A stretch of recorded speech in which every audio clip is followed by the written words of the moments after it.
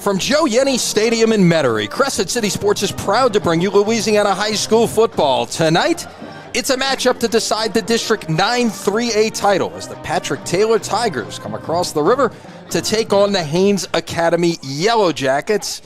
And to make it even better, it is Haynes' homecoming this evening. Hi again, everybody. Lenny Van Gilder alongside Wade Kaiser. Good to have the coach back in the booth with us this week. Wade said it right there at the top. District championship game on the line. I know PowerPoints have kind of, I don't want to say devalued championships. They've made them less important, perhaps. But when you tell your kids you're playing for a title, that's as much as you need to say, right? Absolutely. And I've said this before, in some districts, they disregard the district championship, right? But then some districts, they relish the district championship because there is such a closeness to all of the schools that are in the district and the competition is so tough. And hey, that's a banner on your wall, and that is important. And you take the two teams we have here tonight. One team is coming from 0 wins last year, and one team's coming from 9 wins last year. Right, they were undefeated. Correct. One was undefeated, one was winless, and here they are now battling for a title. For a title. So yes, it brings electricity to the air, and especially on a nice, beautiful fall night like we have now in South Louisiana, there's nothing better than you can add to the mix, right? It's a district championship. Right. Let's take a look at the 9 3A standings if we can here, and we'll have to explain the asterisk, okay, there at the bottom. Young Audiences is in their second year as a program. Right. By LHSAA rules, you've got to sit out for 2 years competing for district and for playoff honors. By next year, they can do that. So you see the situation there. You've got Patrick Taylor at the top at 3-0 and 5-3. But here's the part. You see Young Audiences is 3-0. Their games count. They count in the PowerPoints. They count towards the standings. They just can't be the team that wins the championship. Yeah. So that's why you look at it. Yeah, so here you go. The winner of tonight's game effectively is going to win your championship as a result of that. So, and then you look down the line. You've got Fisher, Thomas, Jefferson, Rise filling out the rest of the standings. So your two teams right there at the top with with everything to play for this evening. And then we get into PowerPoints as obviously that is a factor as well. Haynes a year ago, we mentioned they were 9-0. They were the number 4 seed in the Division II Select playoffs, but neither one of these teams will get that high in terms of seeding this year. You go into it, you've got Haynes sitting at number 11 here going into week 9, 2 weeks to go in the regular season, and Patrick Taylor at number 12. So right there, that tells you just, on power rankings alone, tells you how competitive a game we should have here this evening. Well, yeah, and look, it's pretty accurate now. When the whole power rating thing came in and the whole way of measuring your power rating came in years ago, believe it or not, over the years, it has pretty much spelled out the formula for the competition factor between a couple of teams. And look, it's with the rule changes last year, it's become even bigger, right? Because there you get a look at it as there's no more, the team that's home the least is home in the playoffs. Right. The higher seed is home every round. So the higher a seed you could get, and of course we saw St. Charles Catholic 2 weeks ago. They're sitting there at number 1 in Division II Select. Archbishop Shaw, the defending champion, at number 3. You got a couple of undefeateds there. But what's interesting to me is you've got, you got Douglas sitting there at 14 and 5-2. You've only got 2 undefeated teams and 2 one-loss teams. Everybody else has at least 2 losses in Division II Select, which tells me that this is a chance to be a really wide-open race for the championship. We're going to pause as the Haynes Band will lead us in our national anthem.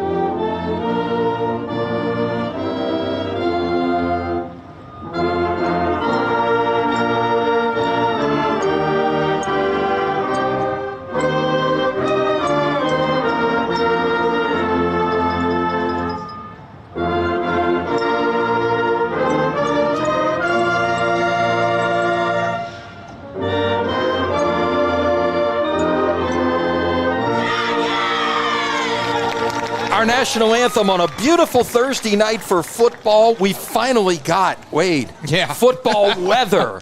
Temperatures in the 60s and certainly dropping into the 50s as we get later on into the night.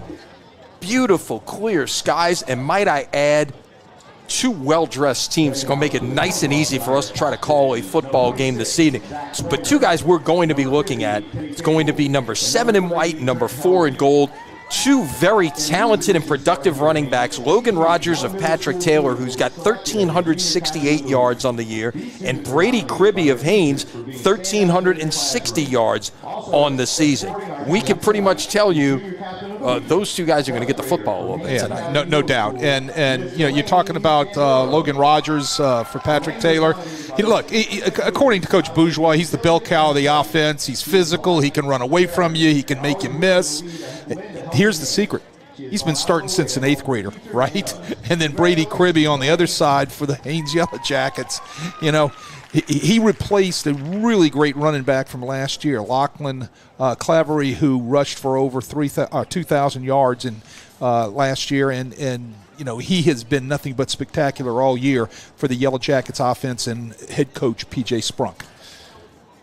So you mentioned P.J. Sprunk in his first season at Haynes. He had started the program at Kenner Discovery, stayed there, accepted the Haynes job in the spring. Kenny Bourgeois, the Patrick Taylor coach, he started this program. This is their 4th season of playing varsity football. And so, you know, and we mentioned, you know, Haynes coming off an undefeated regular season a year ago. Patrick Taylor coming off a winless season. You talk about, you know, a dichotomy there, but look at where we are now with, you know, Taylor at 5-3, Haynes at 4-4, Taylor 3-0 in the district, Haynes at 2-1, and how they've gotten to this point. Obviously, Haynes lost some players a year ago. You know, Patrick Taylor lost a bunch of players 2 years ago. You know, we're playing with a lot of new guys last year. A lot of those guys are back, and a lot of those guys, as you look at it, are going to be back next year. So Haynes is going to get the football first, as we see the coin toss completed at the center of the field here from beautiful Joe Yenny Stadium in Metairie. We were talking about, I think it's the first time we've been here to do a game since they've put down this new turf, and you can't miss where we are. By the way, these are both Jefferson Parish schools. If you can't read the middle of the field there, that logo going about 30 yards across the center of the field, that was well designed by someone. And by the way, stay with us at halftime. We'll get a chance to catch up with Jefferson Parish Director of Athletics, Carl Neene. Always a gracious host for us whenever we're dealing with one of his schools or at one of his facilities. So right, and you talked about that turf down on it before the field, or before the game on the field. That's a fine turf, and you can tell it's well taken care of and well groomed, and with the number of games that are played on it throughout the season, starting on Thursday nights all the way to Saturday nights, it gets a lot of wear and tear, and plus the practice. So it's very, very nicely taken care of. So we'll see a pooch kick to about the 32-yard line. Trying to come back this way, it'll come out to about the 45, and that's where Haynes is going to begin the opening possession of this game. We'll get our first look at the Yellow Jacket offense, led by senior Trent Helwig. He's been in and out of the lineup with some injuries this year, Wade, but he could be the X factor in this game. We talked about those two running backs. When Helwig is in there, in 5 games, 512 passing yards, but 542 rushing yards. He's been able, according to P.J. Sprunk, he's kind of matched Cribby yard for yard. It looked like for a while this year, until the injuries, they had a chance to have a couple of 1,000-yard rushers. Yeah, he's a 3-year starter. He knows what to do. He's been in these type of situations before, so it's going to be interesting to see how he handles his offense tonight. Lines up under center, play action pass, caught. And that is Zach Roussel, the senior, with the sliding grab at the 47-yard line, a gain of 8. 2nd and 2 for the Yellow Jackets across the 50-yard stripe to the Taylor 47-yard line. Yeah, I like how you open it up, right? Put yourself in a 2nd and short situation right there, throw the ball on 1st down, and now you can do a lot of things on 2nd and short. Cribby, the tailback, lines up 7 yards deep as the single setback. He'll get it here on 2nd down. Tries to get the edge. Good pursuit, but he cuts it back. got a couple of defenders waiting there for him, including Antonio Barthelemy, the junior linebacker who leads this Patrick Taylor team with 62 tackles, but enough for a first down that time for Cribby, a gain of 3. Yeah, that's the old outside stretch out of 12 personnel, double tight. I tell you what, I've seen that a lot, especially out of their offensive coordinator who used to run that a long time ago when he was at Crescent City. So 1st and 10, the ball at the Taylor 44-yard line, just underway, first possession of this game.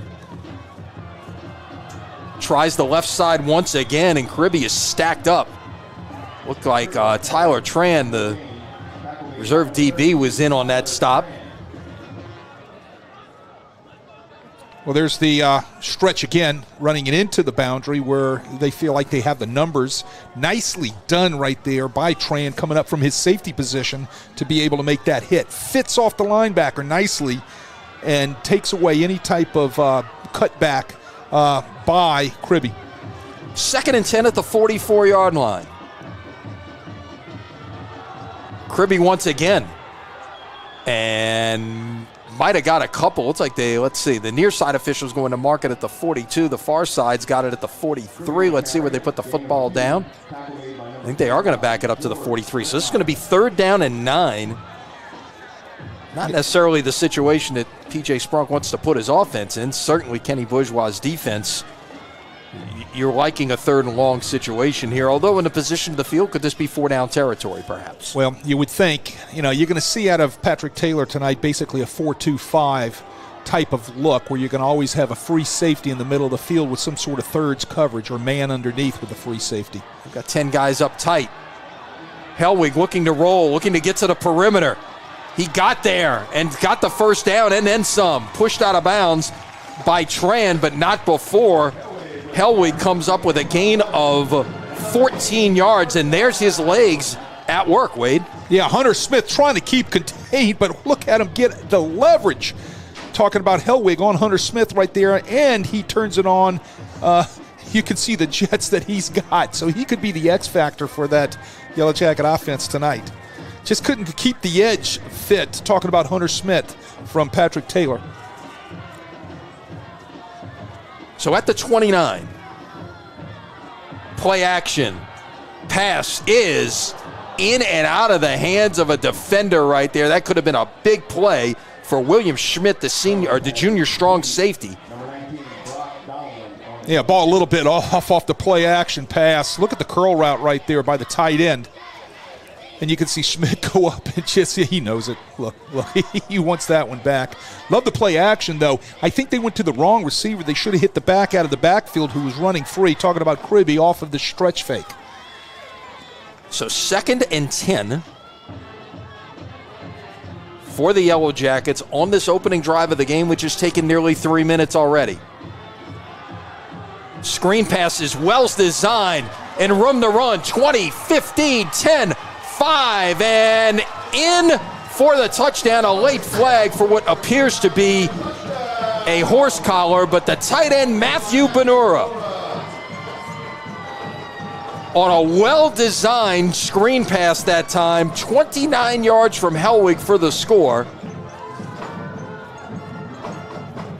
It's going to be taken on the kickoff, so it looks like some sort of horse collar, some sort of penalty watch at the that end of the particular play point. here. At the end of the play, right there, you can see it. The horse collar on Benura as he's taken down hard by the back of the jersey, so they'll enforce that on the kickoff. Benura comes open. They're going to call it a face mask, actually. Must have got part of the helmet. And they'll take it on the kickoff. Right, and so Benura is nicely open coming off of the tunnel screen there. Delivered well by Hellwig, and then Benura does what he does, and he's a good athlete. Yeah. Not to mention he's really good in the classroom, too. A scholar athlete has already been honored by both WGNO and the Greater New Orleans Quarterback Club. Grandson of Marion Benura. They're going to line up and go for 2 here. Tripped up in the backfield is Cribby, and he is going to be stopped short of the goal line, so the 2-point conversion fails. One of the things they are dealing with an injury to their regular kicker, so they choose to go for 2 here after this opening touchdown drive.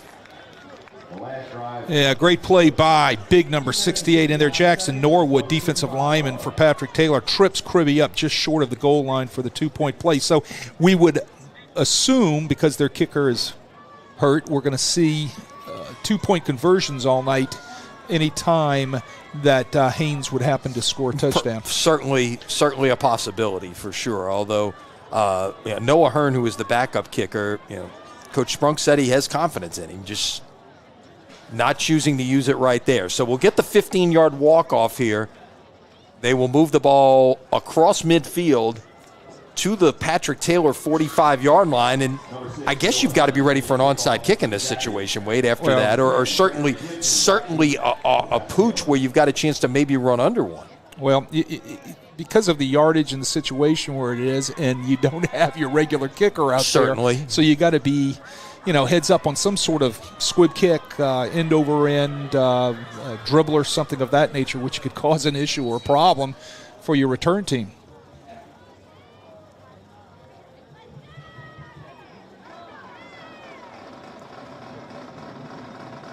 So from the 45, it will be Hearn to kick it away. And he does try the pooch, and it is popped up in the air and fielded by Ryan Reeves on the front line, the cornerback for Patrick Taylor. And the Tigers will begin their opening possession at the 32-yard line. Nice job, actually, to, pop this up there. And if you're right there if somebody happens to put it on the ground. Well, if you're not coached, you're not going to know what to do with the ball. So absolutely, it was a nice kick. Very good coaching by the guys from Patrick Taylor, having their kids ready for that type of situation. And Patrick Taylor will take over at their own 32. First look at Parker Marks, the junior quarterback who has thrown for 549 yards this year. Will give it away on first down and room to run. That is Jeremy Gibson, the second running back, who's got pretty good numbers himself. He's averaged over 11 yards a carry, 567 yards on the year as they operated with two backs in the backfield there, and they get it out to midfield. Or they're about 70-80% of the time, they're going to be in 12 personnel, maybe one tight end, two backs, or two personnel, no tight ends, two backs. That sort of thing. So you're going to see an option-style offense, and you're going to see an 8-man front mostly out of the Haynes Yellow Jackets. Trying to go over the top here, and that pass is incomplete. Tried to hit Jalen Patterson, the leading receiver on this team, with 15 catches, and he's a guy you got to watch in the running game as well. They've given it to him 12 times for an average of more than 10 yards a carry, Wade. Well, trying to give a look off of the option right there and trying to go over across the top for an explosive play just off his fingertips, and there's a flag down over there, it looks like, and somewhere in the secondary. Yeah, let's see. Pass interference against the defense, so forget about the incompletion there. Wipe that one out, and it's going to be 15 yards against Haynes, and just like that, Patrick Taylor finds themselves at the Haynes 35 after just 2 snaps of the football. One play and one penalty.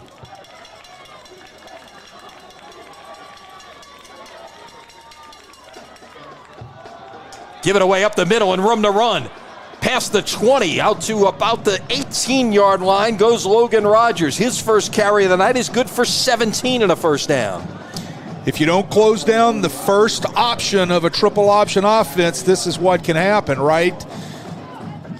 So you can see Logan Rogers right there hits it right off of the guard on the first option out of the triple option look that Patrick Taylor gave him, and there was nothing in a yellow jersey closing that down.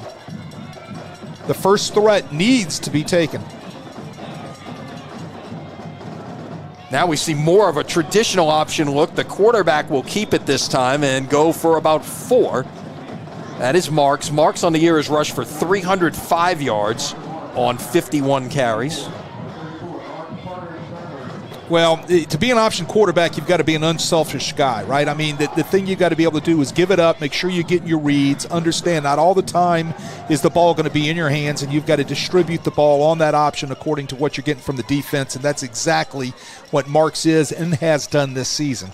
2nd and 6, the ball at the 14-yard line on this opening possession for Pat Taylor, and up the gut and into the end zone for a touchdown goes Logan Rogers, 14 yards. Yeah, he was an all-district running back last year. Is probably on his way to being an all-district running back this year, right? Last year he rushed for nearly 1,300 yards, and again, he's going to probably be well past that this year as he just splits the Yellow Jacket defense right up the middle on the first give on the option. So Mauro Hihar will kick it. Line drive is through, and Patrick Taylor has a 7-6 lead here, less than 5 minutes into this game after a 4-play, 68-yard drive that took 1 minute and 47 off the clock. So that a little bit more of what we're going to see here tonight. Haynes has averaged 29 points a game coming in. Patrick Taylor 33. Haynes allows 26. Patrick Taylor allows 30. So we got a chance to see some points, I would think, here this evening, Wade. Right, and all the way through to the end of the evening, these guys can keep scoring, right? I mean, somebody sooner or later is going to have to come up with a stop somewhere. So I'm sure over there on the sideline, they're scrambling with the boards, trying to figure out how they're going to stop that triple option offense. Talking about Haynes. Of Patrick Taylor's triple option offense. First thing, you got to take the first thread. If you can't take the first thread, it could be a long night. Another pooch kick to about the 28. Trying to set up a return on the far side and out near the 45-yard line. I believe that was Gabriel Estevez on the return. They're going to mark him out at the 40. Well, the Yellow Jackets take over in great field position again, right? And on the last drive, Trent Hellwig was the guy that did it with his legs, and then he gets the ball out there with his arm to his tight end, Matthew Benura, who's lined up out wide, and he just goes into the end zone. All right. So we had another penalty, huh? Another penalty. Did not see the indication there, but it's going to mark it off against Thomas Jefferson. And it's a personal foul. Yeah, so at the end of the play there, so 15 yards. Well, it's going to be another great start for the Yellow Jackets, right? I mean, anytime you could start there. Yeah, you're starting on the plus side of the 50. Yeah. That's huge. Huge, huge, huge.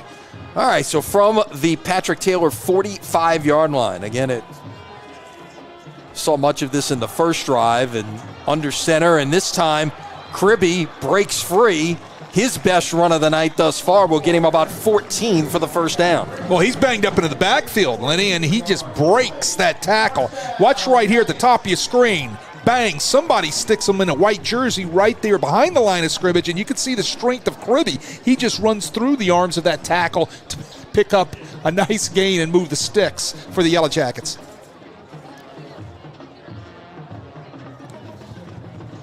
Look, he's 5'9", 175, but I think he plays heavier than that, right? I'm not saying his weight's heavier. I'm saying he runs heavier than 175. And you can tell he's got a little shake and go with him, and he's got a lot of power in his hips and his lower body because he runs through people. Now they're going empty this time with the quarterback lining up in the shotgun. They'll fake the jet sweep, and it's a quarterback keep. And Hellwig carries it to about the 20-yard line. It'll be another first down. Well, Hellwig can do that. With his legs, they run the ISO off the jet sweep. All the jet sweep was for eye candy, right? And I said ISO. I'm sorry. It's quarterback counter. They get the kick out in the ceiling. He just, huge hole. He just fits right up inside, and he's another guy that runs real hard. He's a good athlete. Already 2 carries, 25 yards.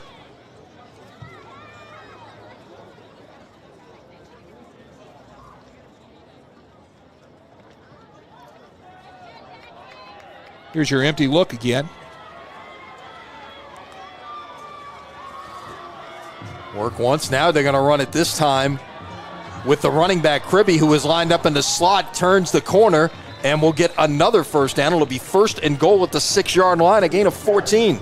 Not much adjustment by the guys in white. They're trying to run across the formation. You can see the defender running with Kribbe right there because they were in a man coverage there.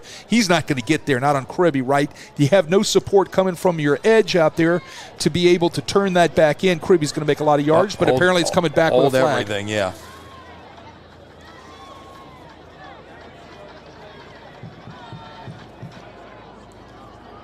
Wait for him to walk it off, but perhaps a hold. Yeah, it looks like a hold. You're right. Didn't see the preliminary call. Erases a 14-yard gain. But just like the first read on the option, if you're not going to meet the first threat on the jet sweep, if you're not going to set an edge, you don't set an edge on a jet sweep, you could be running forever, and that's exactly what happened on that particular jet sweep with Kribbe.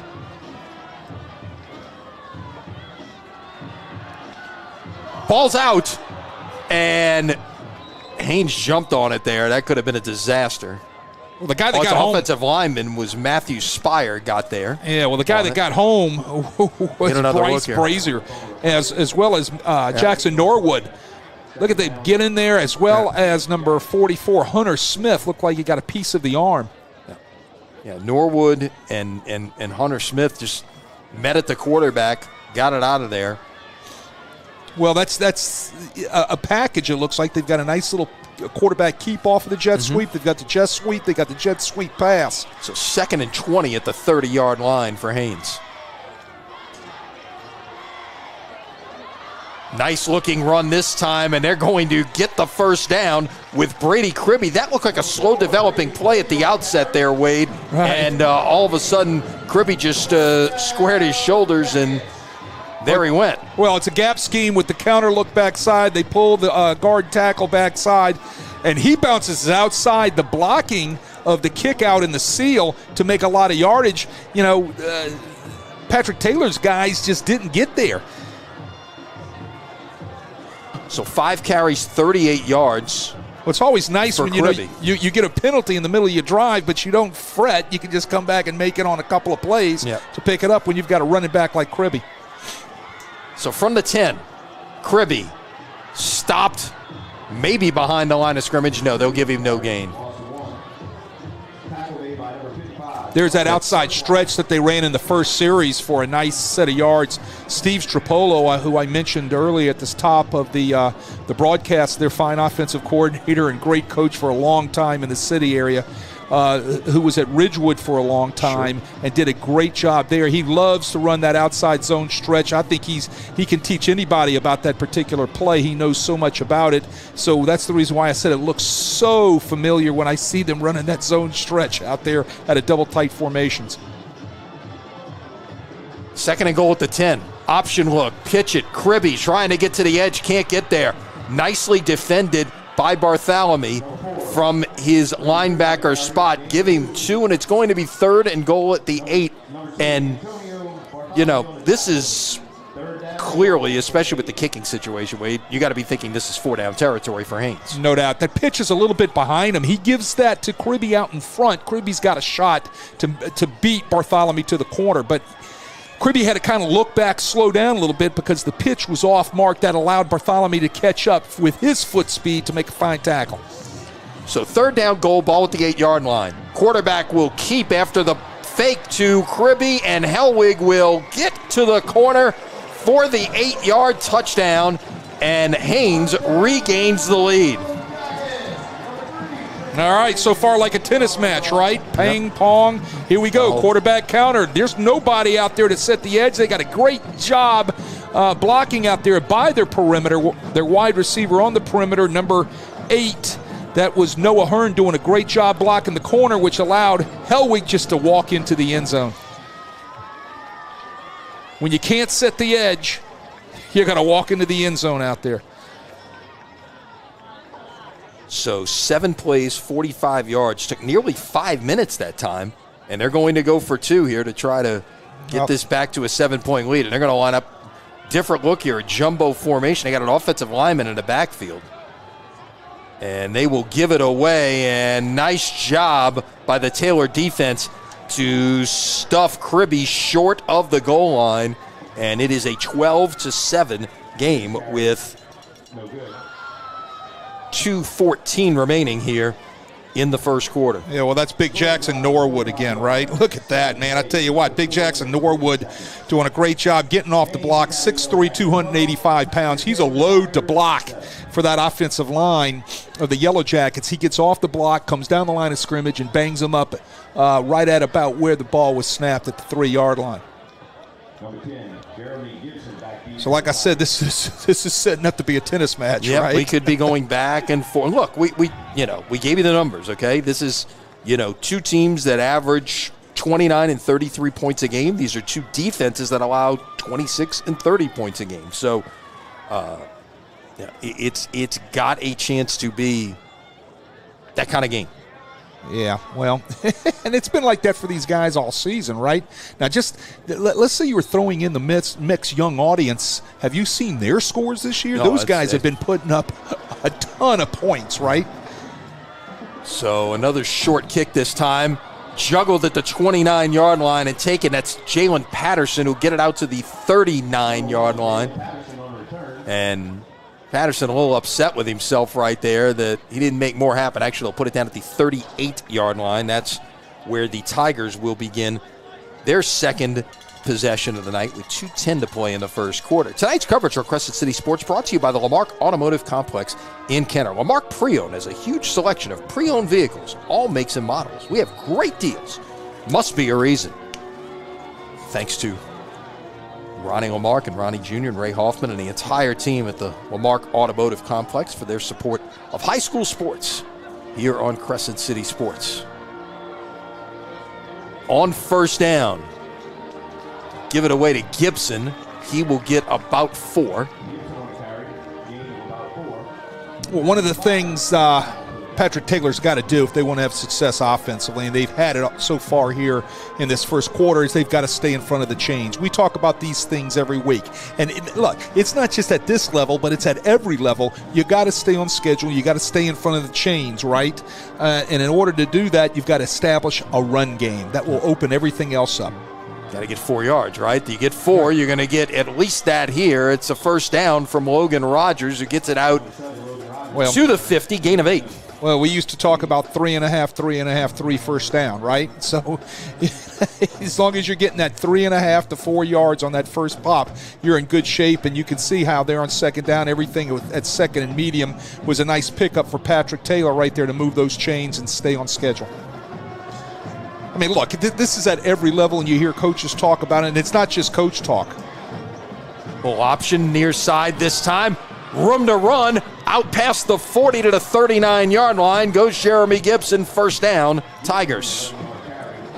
Great block by the slot Jalen Patterson on the force coming from the secondary for Haynes. He did a nice job getting his hands in front. You can see it right there.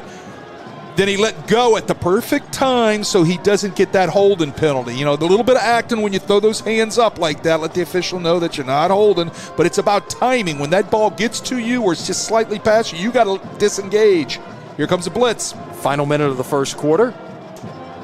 Go the other way this time with Gibson on the pitch. Got to the outside, 30, 25, cutting it back in, 20, 15, still on his feet. He will score. Touchdown, Patrick Taylor, 39 yards for Gibson. When you roll those inside A-gap blitzes as a defense against an option team, you are rolling the dice that they are not going to disconnect. Oh, hold everything. There's a flag. We got a flag. But let me get back to my thought for a minute. There it is. Take it off the board. It's a hold against Patrick Taylor. It's got to be out on the edge, most likely. But when you roll the dice that you're blowing those A-gaps with your linebackers, that means you have all inside-out pursuit taken away, right? And that they're not going to disconnect that ball like he does right there. Reads the last man on the line of scrimmage and tosses it out there. Wow. They got it further downfield because the ball was spotted at the 38-yard line. So they're going to give him 11 yards and then a 10-yard penalty. It's 1st and 9. So that's different. You don't call those numbers too often, do you?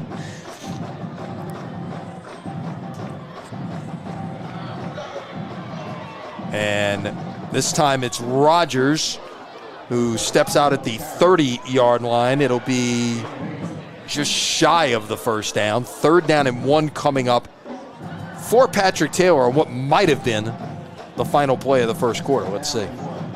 Two things are happening nicely for Patrick Taylor out there on that perimeter, right? They're getting great blocking out of their edge blockers, their wide receivers, and then they are not getting any force from the secondary coming downfield in the alley to help support the pitch. Of course, he stepped out of bounds, so the clock not running until the snap here. On 3rd and 1, it's Rodgers once again, and he will get the first down to about the 24-yard line. So we're seeing two offenses thus far tonight, Wade, that are doing what they do best and what they want to do, and are certainly establishing their will.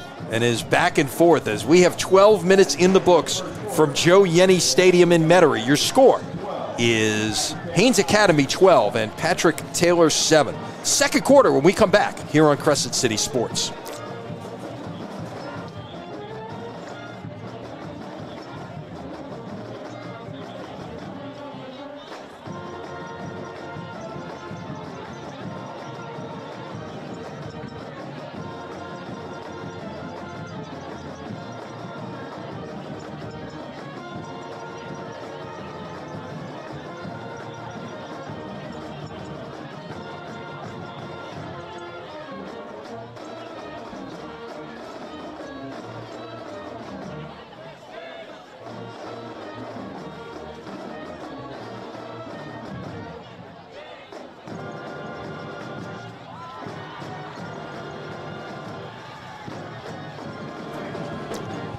As the second quarter gets set to begin, a chance to remind you that tonight's coverage on Crescent City Sports is brought to you by Ochsner Andrews Sports Medicine Institute. Don't let a sports injury keep you sidelined. Our team offers health care for athletes with same-day appointments available near you. Visit ochsner.org/sportsmed to learn more. Pretty even first quarter statistically. Haynes with 108 yards, Patrick Taylor with 101. On the first play of quarter number 2, it is back on the ground for Patrick Taylor, and that's Jeremy Gibson, who will move the sticks again to the 13-yard line. It's a gain of 11. Yeah, great scheme right there, Lenny. Nice little read cutback, right? We see some veer teams run that particular scheme where the back will start off on the play side A-gap and bend that thing back to the backside A-gap on a veer look. Nicely blocked by Patrick Taylor. In the red zone, ball is loose. The snap got mishandled. Let's see who's got the football.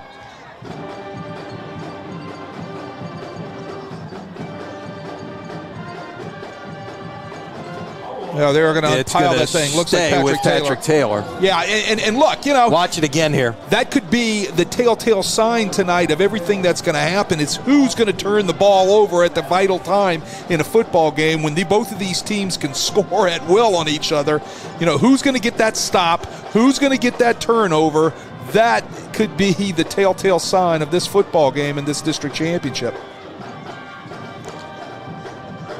So at the 15, it's second down 12, and flag comes in as Rodgers tried to hit the edge.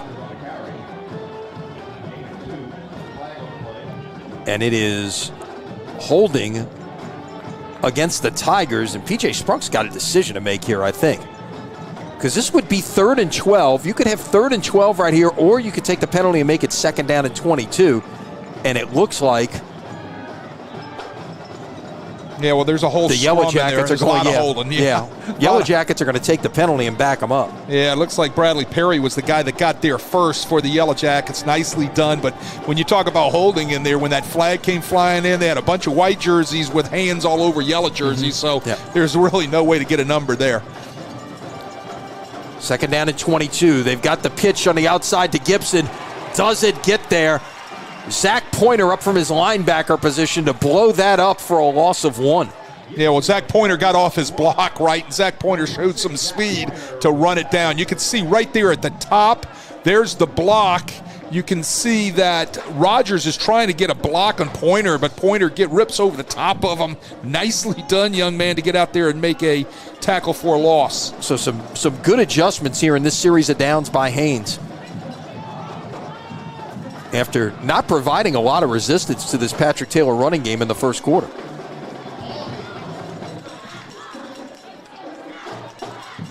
Trying to set up a screen, and it's overthrown in the direction of Rodgers.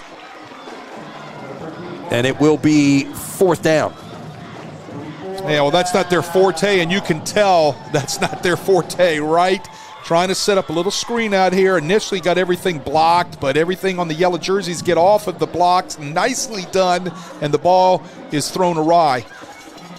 So when you're behind the sticks like they are, that is their kryptonite, right? So yeah, that was Patrick Taylor's 14th play from scrimmage, and that was their first pass. Now, they did attempt a pass earlier, but that was nullified by defensive pass interference.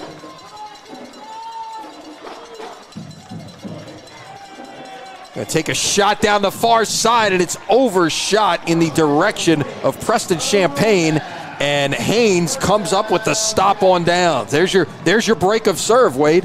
The break of serve. Jeremy DeVoren does a nice job staying in phase with Champagne to get the turnover on downs, right? Yep. Nicely done. Good defense. Great job by the Yellow Jackets secondary, DeVoren. And as you said, there is your break of serve, right? All helped with a holding penalty. Yep, it's going to come from somewhere, right? Absolutely. So 1st and 10 now, the ball at the 26-yard line. Haynes has scored on each of its first 2 possessions. They've gone for 2 twice and failed both times. I mentioned their starting kicker tonight is unavailable because of injury. They're going to run a little reverse action here. They get it back in the hands of their guy, Kribbe, coming this way, and that's a first down. Well, you got to invent ways to get the ball in that guy's hands, right? Give it to him on a jet sweep. Throw it to him on a flat pass, right?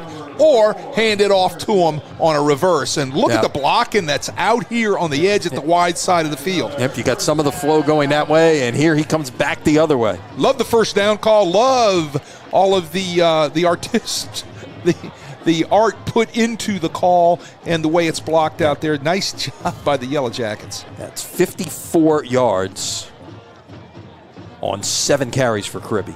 You know, when things are executed real nicely like that, I call it art, right? I mean, it looks good. Everything's all blocked up and squared away. It's just beautiful.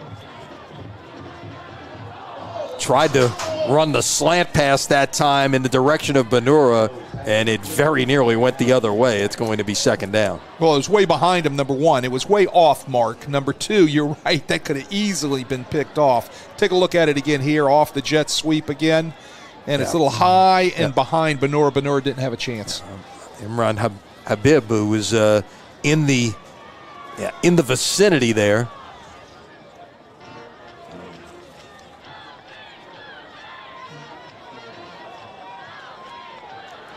So from the 42 on 2nd and 10. They'll bring their back in motion, fake it that time, and let Hellwig go, and there he goes. Down the near sideline and into the end zone for a touchdown. 58 yards for Trent Hellwig. Pat Taylor jumps into 0 coverage. The free safety walks over to cover the trips receiver to the wide side of the field off of the open formation, right? They run the quarterback counter, which we've seen earlier tonight in the first quarter. No one home. Breaks the line of scrimmage. No free safety there in the secondary. And he just trots in for another score. Okay, now with it 18-7, now we're going to see a PAT try from Noah Hearn.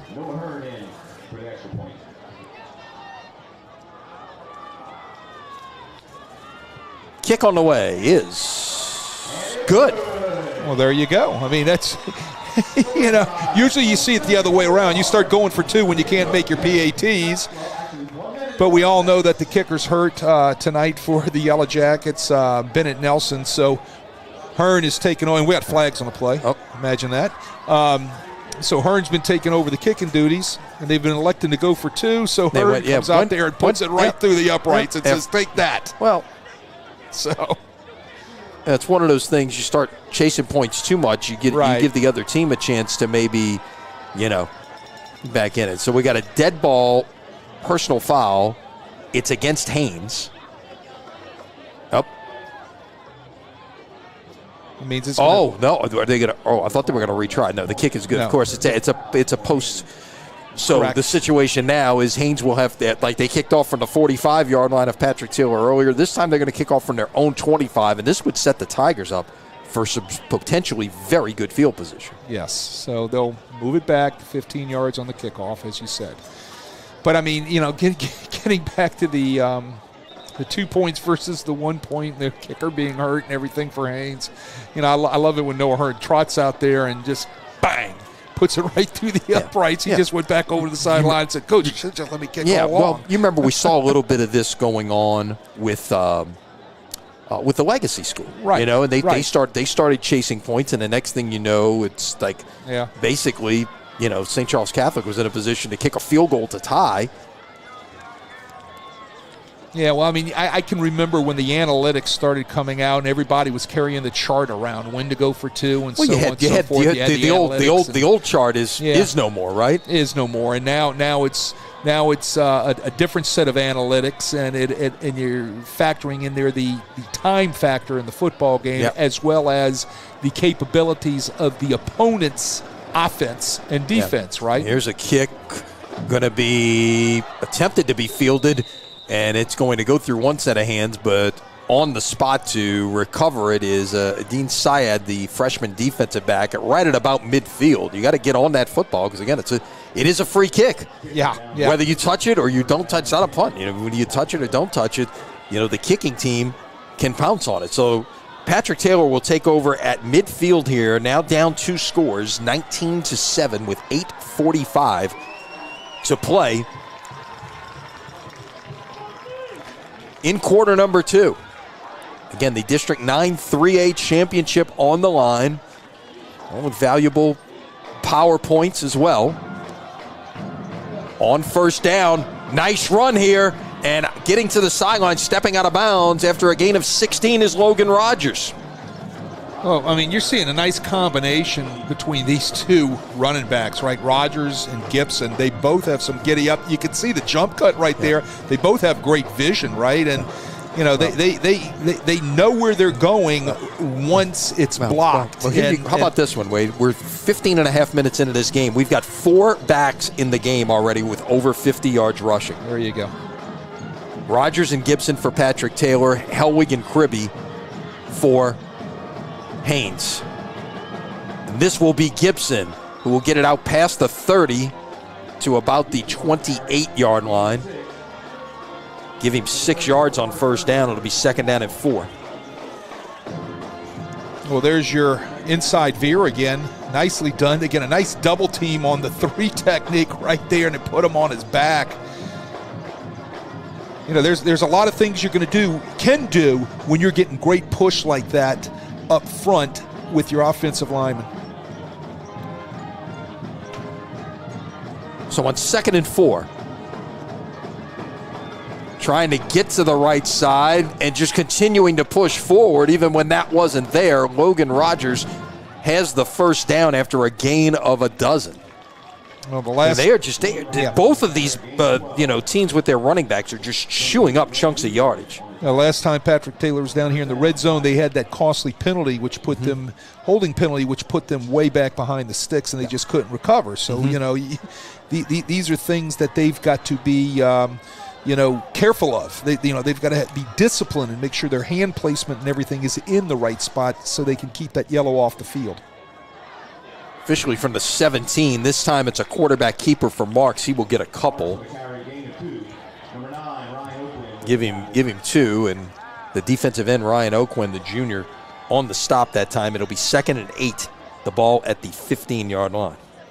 This offense for Patrick Taylor has lost only 1 starter off of its team last year, right? I think defense as well, right? I think they had 20 starters back. And they're still young. They're still young. Only 7 seniors on this roster by my count. Little option, trying to go to the far side, trying to get the edge. Gibson's there, and he is into the end zone, but there is a flag behind the play at the 5-yard line. Hold everything. They're going to call that back for holding, probably out there on number 3, Benton Bruner. You got to know when to disengage when you're out there on the edge in front of everybody. and the officials, right? That's the secret. That's twice now that Gibson has had a touchdown run called back. Now this, based on where the flag was, let's get a look at exactly where the hold takes place out there. Comes in, like I said, right about there. They're going to put the ball right back at the 15-yard line. So basically, it's a net zero. Look, but you took a touchdown off the board in the process. Let's talk about the technique out there. He's got to kind of know the timing of where the running back is, but he also has to know if the defender is turning his shoulder or his back to him, that he's got to disengage with his hands. So once again, it's 2nd and 8. And room to run up the middle and into the end zone. Touchdown is Logan Rogers. No flags. You got to make sure and look now. That's already 2 of them called back this evening. We checked to make sure no laundry is out there. Another look here. Wade, what did you see? Yeah, they run duo, right? They're getting double teams on those 2 down defensive linemen who are giving up a lot of weight. And, one of them is a two-way player, Matt Benura, who's only 5'9", 190, and he's got some big beef coming to block him between the center and the guard up there that are getting nice push, which is opening things up for Logan Rogers to run that inside duo look or inside zone look. So with 5:59 to play here in the second quarter, your new score is Haynes Academy 19, Patrick Taylor 14. We've had 6 possessions. We've had 5 touchdowns tonight. There you go. If you like defense, I apologize. Yeah, don't turn the channel though. Yeah, keep watching, but we apologize. You're going to see 2. I think these are really good offenses. That's the thing. Yeah. Look, I'm impressed with these running backs. Mm-hmm. These cats really do a nice job. I think they can play not only at this level, but they can play at a level higher. A couple of levels higher. I know a couple of 5A Division I teams that would love to have these guys in their backfield right now.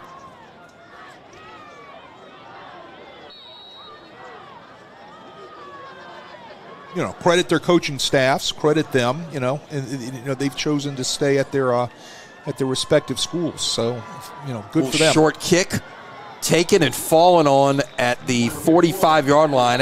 Basically an onside kick type of look there, and that was Bradley Perry. Well, the junior guard who, if we see a punter tonight, he is their punter. Right. Well, here's the thing. Are we going to see a drive start behind the 30-yard line tonight? Probably not, right? Unless there's a penalty involved, I'm not sure that that's going to be the case. So both of these teams are going to always be taking the ball over with favorable field position off of all the free kicks that's going to be going on from kickoff and kickoff return teams tonight, right? So it's going to be interesting with the field position.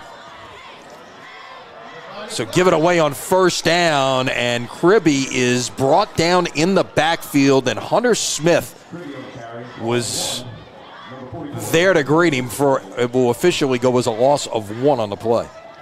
What happened here? Well, they went to their 3 down front. They blitzed the linebacker to get the 4th guy at the point of attack, and nobody picked up Hunter Smith, who was the blitzing linebacker, who was normally a down defensive lineman, but they stood him up and they brought him from depth, right?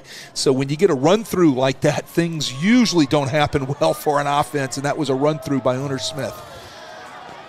So 2nd down and 11. 2 receivers to the bottom of your screen. And this time it's going to be a quarterback keeper near side and run out of bounds. Hellwig at the 49-yard line, and it's going to be 3rd and 6. Haynes hasn't had a lot of 3rd downs in this game, Wade, and they're going to have to face one right here. Yeah, I like the scheme. Quarterback counter, pull the backside tackle. Hellwig holds on to the ball. He's like a 3rd running back back there or the 2nd running back back there. You got to account for him from the defensive standpoint. That means you've got to make sure that you're sound gap-wise backside as well as play side, because if you're not, that's when they're going to gash you with the quarterback counter, which is what they did right there for a nice little gain. No. On 3rd down the 2 previous times, the quarterback has kept it for first downs. And he will do it again right here, and he is brought down short of the first down by about a yard and a half. Well blocked again up front by that Haynes offensive line. Those guys are doing a nice job, a yeoman's job, out of the double tight look right there. You see the pull by the guard right there. Nothing collapses down. Linebacker's not where he needs to be. That gives Hellwig a nice hold to be able to get close to that stick, and you're going to be in fourth down territory here. Fourth and one. Certainly you're going for it here. Hellwig now over 100 yards rushing on the night. The quarterback, 7 carries for 101 yards. And they'll run the quarterback sneak. No tush push. Just a sneak. And he easily has the first down, a gain of 3. Yeah, well, Hellwig's the type of guy that he's going to have to ice things out at halftime to get through the second half, right? Because, look, he's going to run the football. That's what he does. He's a physical kid, and he's going to dish it out as much as he takes it. Yeah, he's averaging 108 rushing yards a game in the 5 games he's played this year, and has also thrown for a little over 100 yards a game. Meanwhile, Kribbe, Yeah, well, he's especially when Hellwig hasn't been in there, and we mentioned he's missed 3 games this year. These guys are good athletes. I'm sure they're multi-sport guys, too. Once again, it's the quarterback. Trent Hellwig getting to the outside and brought down at the 28-yard line, a gain of 15. Well, we've seen that play before, the quarterback counter. He bounces it outside. Not getting any support from the secondary. Look how long it takes the free safety to get out of his back pedal and get into that alley. Look, his eyes, he's got to learn to trust his eyes, talking about the free safety, so he can come down and be the additional guy down in the box when he reads run.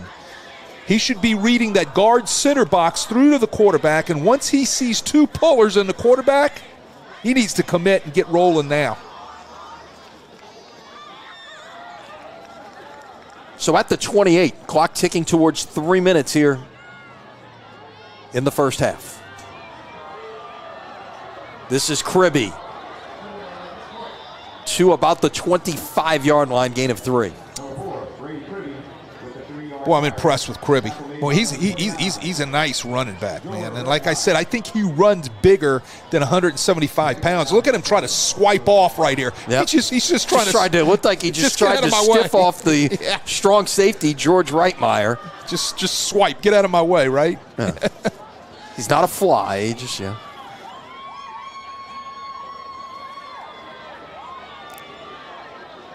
The thing about when you see these type of players that are at this level, and they're multi-sport players, they do a lot of things at their school, I'm sure, you're just really happy to see the success that they're having out here on a football field. Pass is tipped and nearly intercepted. I'm sorry, it was tipped and not hung on to. That was Gabriel Estevez, the attended receiver.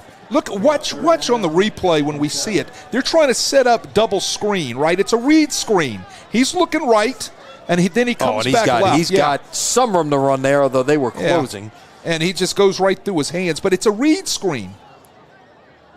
Didn't like what he saw to the wide side of the field. He comes back to dump it to Estevez, and it just goes right through his hands, right? They had nice blocks out there in the perimeter, too.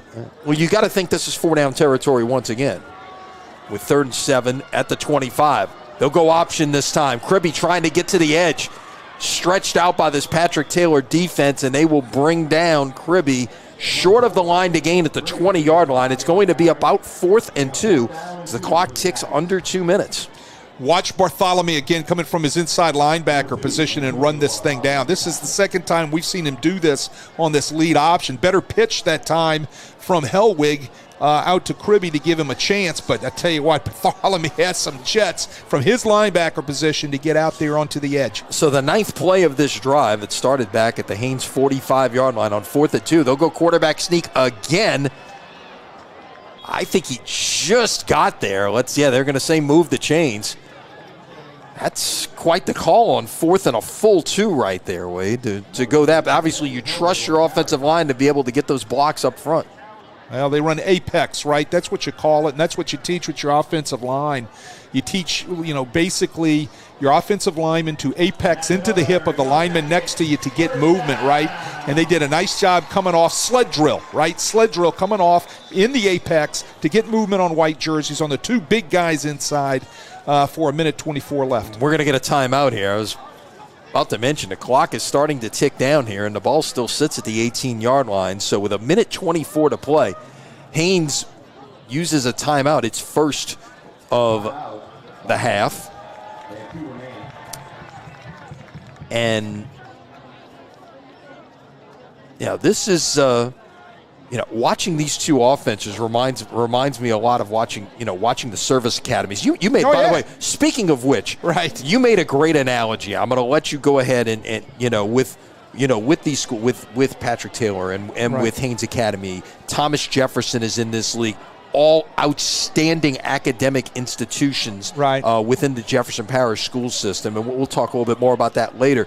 But you had a great idea in terms of what you should do with those three schools out there. Yeah, right here in the New Orleans area with these advanced academies. We'll talk a little bit more about it later. But these advanced academies, and they're all similar in stature as far as players, numbers, and I'll elaborate after this play. Go ahead. First and 10 at the 18-yard line. Haynes is in the red zone. Play action, pass caught, and in for the touchdown. That is the second TD of the night for Matthew Benura, 18 yards. They tried to hit that earlier in the second quarter, if you remember, and the ball was thrown high and wide for Matthew Benura. Didn't give him a chance to catch the ball. Well, it's on the money right now off the play action. Right on the money, right between the 1 and the 0. Nice throw, nice catch. Benura walks into the end zone. Didn't miss his target that time. Talking about Hellwig on the slant route. Quick post, slant route.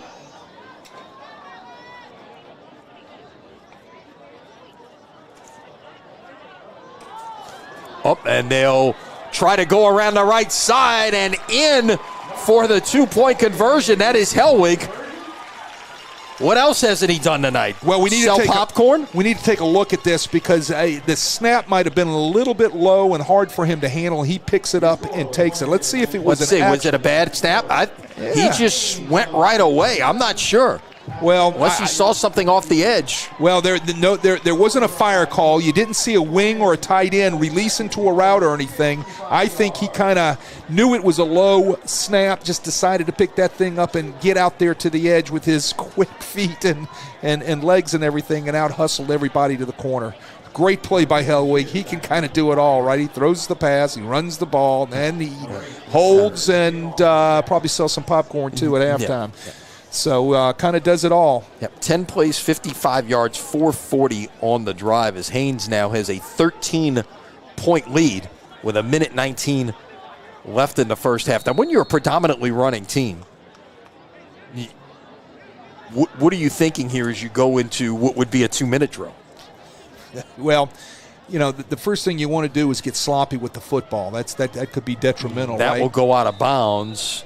All right, what's your thought here on this? When you've got a team that's obviously, I'm going to make struggling them kick kicker. Again. Do you make them kick it again? I would. When they're struggling, that's not their starting kicker. We've been getting better field position than at the 35. I would go ahead and make them kick that football again and kind of roll the dice a little bit on the table and see if I can't get something more advantageous past the 35-yard line. But it doesn't look that way. It doesn't look like Thomas Shepard's going to go ahead and take it at the 35-yard line. But I'm going to finish my thought real quick, Lenny. The thing I would love to see out of those three schools, which are all similar in stature, size, they all play each other, is some sort of, commander-in-chief trophy like they do with the Naval Air Force and United States Army Academy. And see if they could get something going, because those three schools have got to play each other every year. And I think a little extra trophy just for them in this area would be something that would be wonderful for them to compete for. All right, so now first we had the ball at the 41. Now we're putting the ball at the 36, which apparently where the kick went out of bounds. All right. Well, there and that was after it was at the 35. So obviously they got together and realized, okay, this is what it's got to be. It's not a right.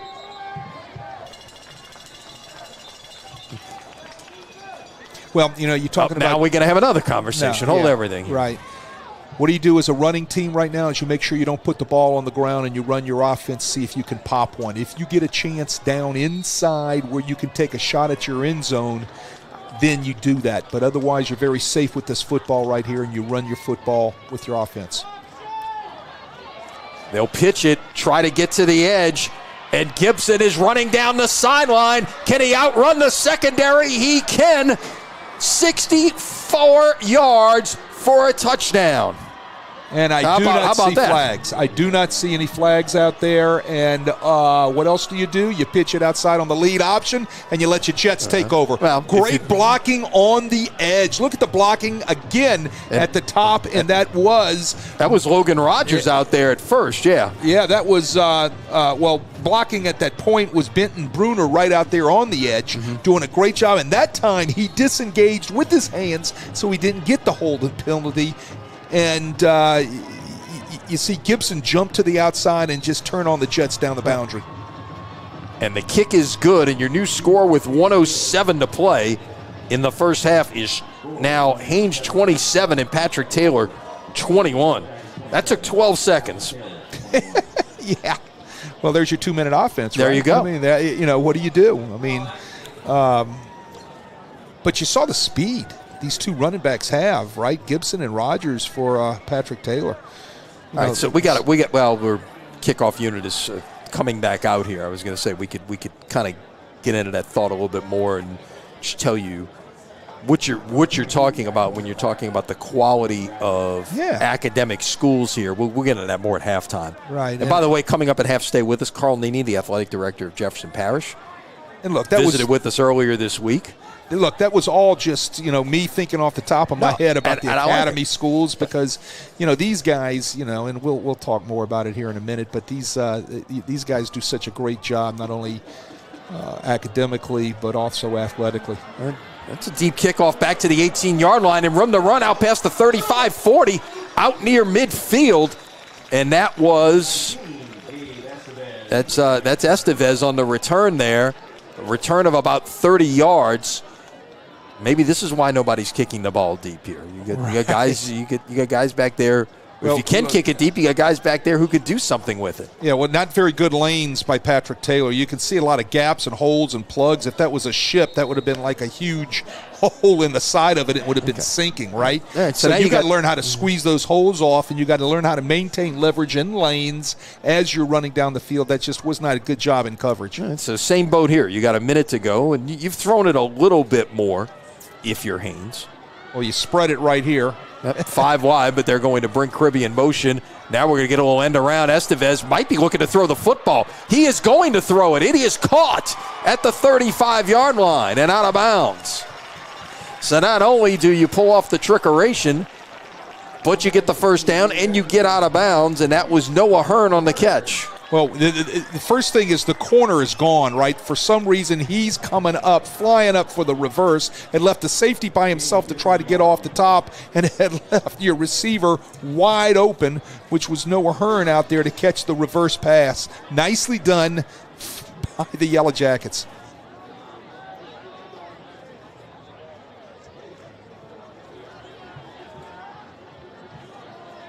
So at the 35-yard line now, 52 seconds to play. Hellwig sets up the screen, this time to Estevez. Out near the 25 and falling forward to the 22-yard line. It's another first down. Well, Haynes can run the football if they want to. They still have 2 timeouts. And they just used one here, so now there's one remaining. And they can still run the football. They've got time to run the football. Love the screen call. Love the execution. They do a nice job with their screens.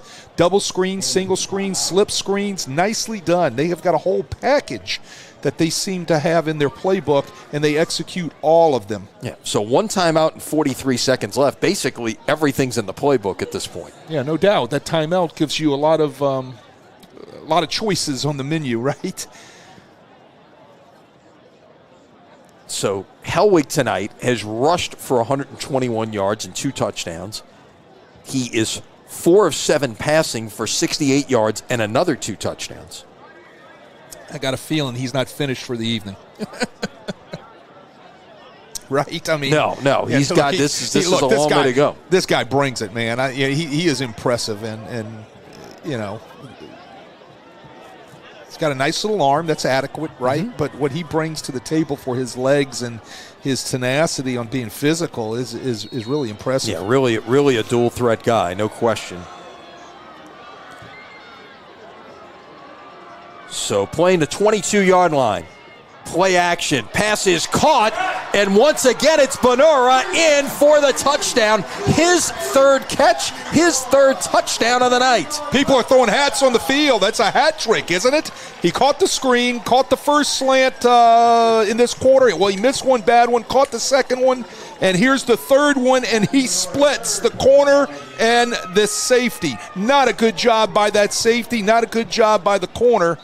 And that allows Benora just to split them and get into the end zone. So we have now had 3 touchdowns in a span of 42 seconds here. Haynes scored with 119. Patrick Taylor scored with 107, and now Haynes scores with 37 seconds left in the first half. Kick on the way is no good. It's wide right. It might have got tipped. Got some rush off the edge that time. So it's back to a 12-point game at 33-21 with 33-21. Well, what do? You got 3 timeouts, 37 seconds. You try to get it into a position where you can take a shot, right? Or just break a long run. Yeah, right? just so, come out, run option again, and get to the perimeter. And then, if you score that fast, then you're going to give your opponent a chance to score again too. Anytime you leave on the clock, clearly with these offenses, we have seen 9 possessions tonight, or should 8 we say, touchdowns. Or should we also say, great offenses, lack of defense here tonight, right? Well, and here's the thing. If somehow Pat Taylor can steal something here, remember, you talk about the whole double-up concept. They get the ball to start the third quarter. Well, yeah, and the old double up. Reminds me a little bit of arena football here, what we're seeing tonight. Yeah. Right, and then somewhere in the second half, one of these teams might have to steal or get in a situation where somehow they're going to have to get another possession. And we've seen a lot of squibs and pops and onside kicks. Here's a Pooch taken at the 39, stepped out of bounds at the 42. Is that going to be a late hit? Yes, it is. Yeah, the whistles were clearly blowing. We could hear them up here, and the hit came well after that. So, well, there's your hidden yardage. Yeah. Right, it's your hidden yardage on a late hit, but stepping out of bounds really isn't a bad thing, for your team coming on the field with your offense, right? Preserve some of that clock. Let's get another look. Takes it, steps out right there, and then bang, here comes that hit after the play. Yeah, well, he's kind of stood up by the first Yellow Jacket, and then the second Yellow Jacket came in and cleaned his clock. You're right, we did hear the whistles up here. Well, now, here's the thing. They're marking it from the 39 when it came at the 42, so it could really have been another 3 yards to move it up, but they're going to put it down at the Haynes 46-yard line. So it's certainly in range to do something here with still 35 seconds to play.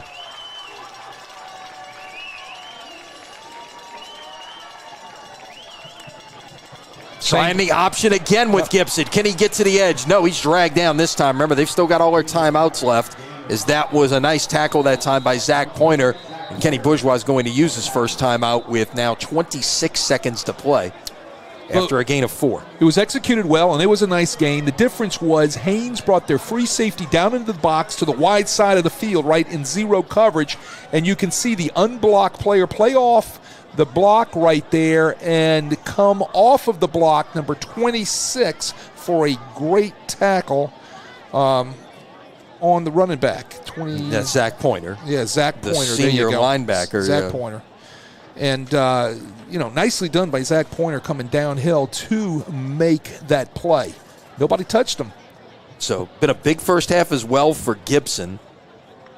10 carries for 138 yards and a touchdown. Keep in mind, he had 2 nice touchdown runs that were called back because of penalty. He could be up near 200 yards in the first half without that.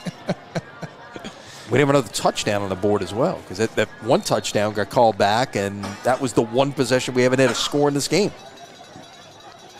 On 2nd and 6, shot downfield, got a man, caught, 10-5, touchdown. Jalen Patterson, 42 yards. And that is now 4 touchdowns in exactly a minute. Well, there's your shot. It's zero coverage. He's man for man. He just runs a go route and beats DeVoren across the top. But let's talk about the placement of the ball. The ball was thrown out there by Marks nicely, which allowed Patterson to run under that ball and walk it into the end zone. Still 19 seconds left in a timeout. It ain't over. It's an eternity at this point. Exactly. Pop-up kick there, but he gets through, and it's a 33-28 ball game. 4 touchdowns in 60 seconds. That is crazy. We've seen, there was a 4-minute, 40-second scoring drive that put points on the board with 1:19 to play. Since then, we have seen scoring drives of 12 seconds, 30 seconds, and 18 seconds. What did you say, arena football? Yeah, basically, yeah.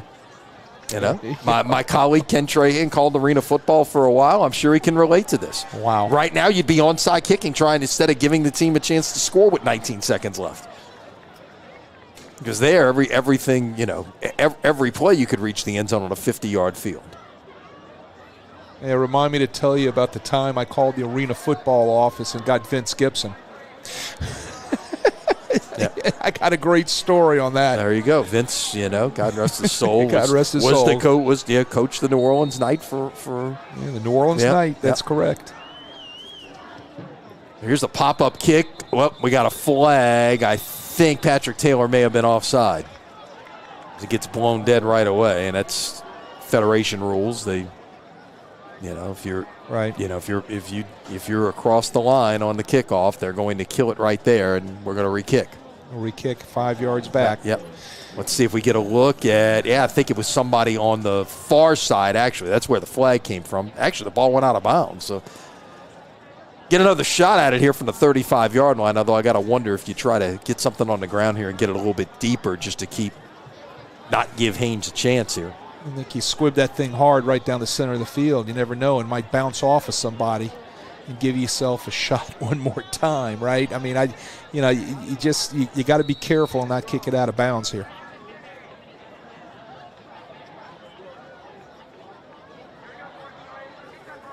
This looks a little deeper, and it will be. It's a line drive kick, and it is going to head out of bounds. So this should put the ball at the 40-yard line, since it was being kicked from the 35. No time off the clock. I'd make them kick it again. I'd back them up and make it kick. I think as good as Haynes' offense is, maybe they just want to take a shot here, go to work and see what they can do. They still have one timeout in their pocket here, yeah, so they've got everything in the playbook at this point.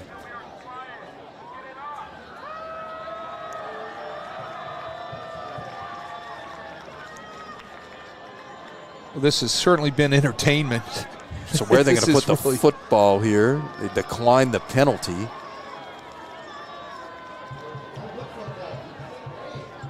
So let's see. They're going to put the ball down where? Hang on here. They're moving all over the place. Now the ball's at the 32. The sticks are at the 37. Or maybe the 36. I'm not sure where. Maybe they hadn't moved from the previous possession. I don't know. Now they're going to put them down. The ball was at the 32-yard line. It's like they're actually going to take a knee at this point and go into halftime with a 33-28 lead in what has been just a crazy offensive first half, Wade. No doubt about it. It's like I said, it's been entertainment, right? This is really, really great. And if folks haven't got a chance to see these two teams play this year, they need to, get a chance. Watch our play, watch our coverage, watch our replay tomorrow night, or get out next week and get a chance to see these two teams play, because they really have some offensive fireworks that they bring to the table.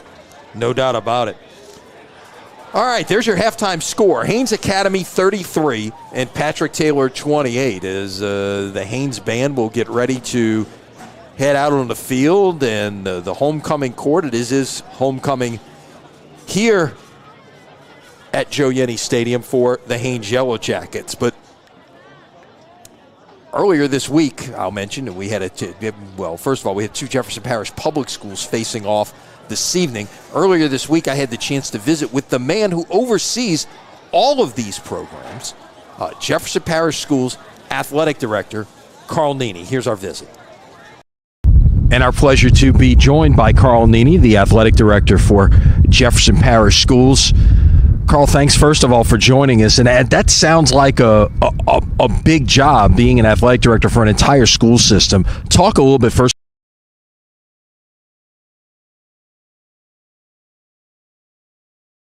What it is that's involved in your job on a day-to-day basis.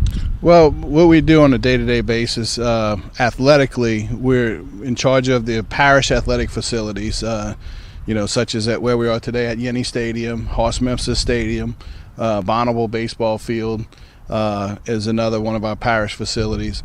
But the good thing is we have excellent athletic directors at all 11 of our high schools. And I work very closely with those folks to make sure that things are run correctly, scheduling, working with them. We also work with our middle school programs.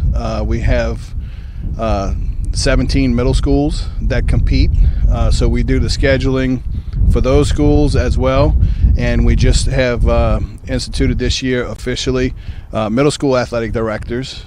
So I'm working with those folks, getting them in so we can get the programs running in the right direction.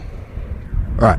One of the things as we were visiting earlier this week, getting ready for tonight, is you mentioned 11 schools that you have on the high school level in Jefferson Parish. 7 of them have first-year coaches this year, including one we're seeing here tonight at Haynes. What kind of challenges has that presented? One, you had to go through a hiring cycle for all of those coaches, but just the learning curve, if you will, for them, being a part of the Jefferson Parish system. Well, a couple of the coaches that were hired were in Jefferson Parish already, so they're very familiar with our inner workings and making sure that everything is put together. Some of them are brand new to our system. They had to come in and learn, our purchasing process, everything that we do in-house. The athletic directors at the school with the principal set up the committees, and the principal has the ultimate hiring power. They selected their coaches. I was fortunate to sit in on a few of those committees and make some recommendations. But we know it's a little learning process when you get new coaches, and we're working to get those coaches in our programs to the standards that Jefferson Parish is used to. You got a vast difference within your school system. I know, for instance, Bonneville's one of the largest schools in Louisiana, but yet you've got other schools like Fisher with a 2A enrollment. So you've got different sizes, different missions. You've even got a dotted line relationship with some of your charter schools in trying to provide some support there. How does school to school, how does that change what it is that you do as an athletic director? Well, what changes, we actually have a Class C school in our parish, Grand Isle, who participates in, not as many sports, but, volleyball, basketball, and track and cross country. Whereas, like you said, small school, Class C, to Bonneville, one of the second or third largest school in the state. And then we also have John Ehret, but we have Fisher, and that becomes a challenge at times because of athletic numbers, facilities, and making sure that those schools are all taken care of with their individual needs.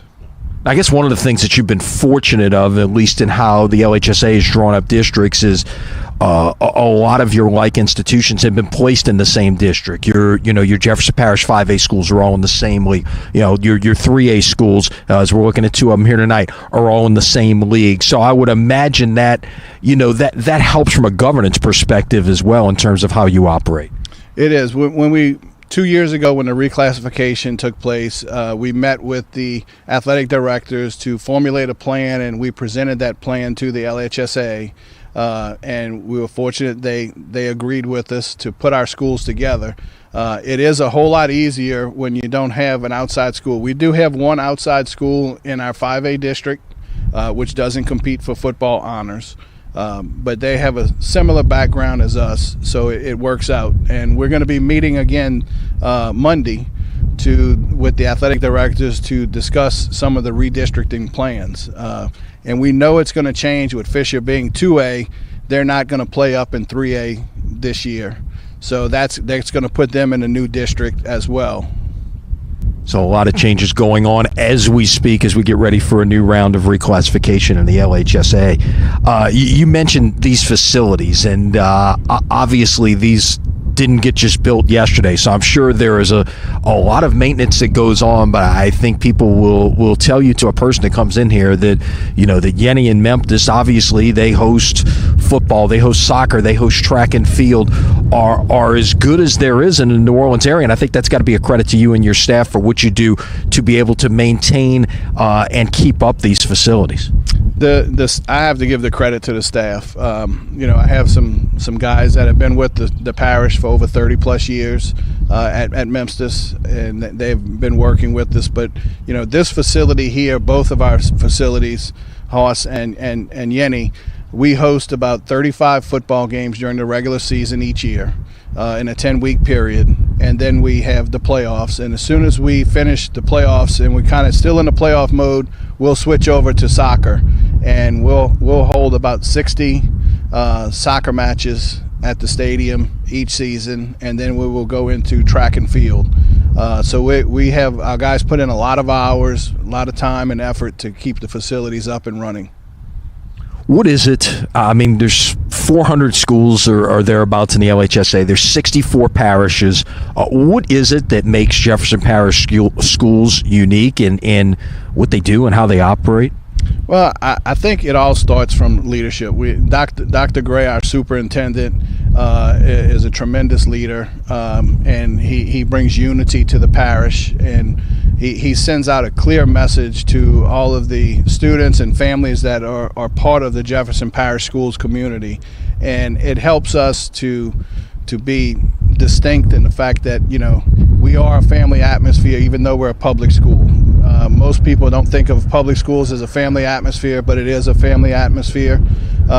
We have a lot of the schools have been working with us to make their programs much better, and the board of course works with us, and my direct leader, Mr. Patrick Jenkins, is comes from an athletic background, and is a pleasure to be working with him, and he has a vision that we're working together to improve Jefferson Parish to where it should be and where it was, and we're getting that done now. There's no question we're seeing great improvement. We're seeing a district championship taking place here at Yenny this evening. Next Friday night, we'll be back. Another district championship on the line. I know when you got two schools in your system, you got to remain neutral. But I'm sure as the minute the playoffs start and you're playing those schools from outside, you've definitely got some rooting interest out there. We do, and one of the things, like tonight's game, I have to make sure what teams are playing, what colors their team colors are, so I make sure I wear colors that are neutral. I don't want to wear the colors of the teams. Now, if we're playing an outside school, I'm going to wear that team's colors. It's important that we show support for our teams, and I think the two schools that are playing tonight, both of them, the coach for Patrick Taylor started out the program when it was a middle school, and he coached them in middle school for a couple of years and built it up. We have a new coach for Haynes who is going to be working towards it. Haynes won the district last year and did very well. They were number 3 ranked team in the state last year. And even though they had a coaching change, they picked up right where they left off, and hats off to Coach Sprunk. Well, it's a pleasure to be able to catch up and to see exactly what is going on within your school system, and looking forward to more opportunities to being able to showcase the great coaches and student athletes that you have here in Jefferson Parish. Thank you. I appreciate it. Appreciate y'all covering our games, because we want to get the word out. Jefferson Parish is a great place to send your student to school and participate in our programs.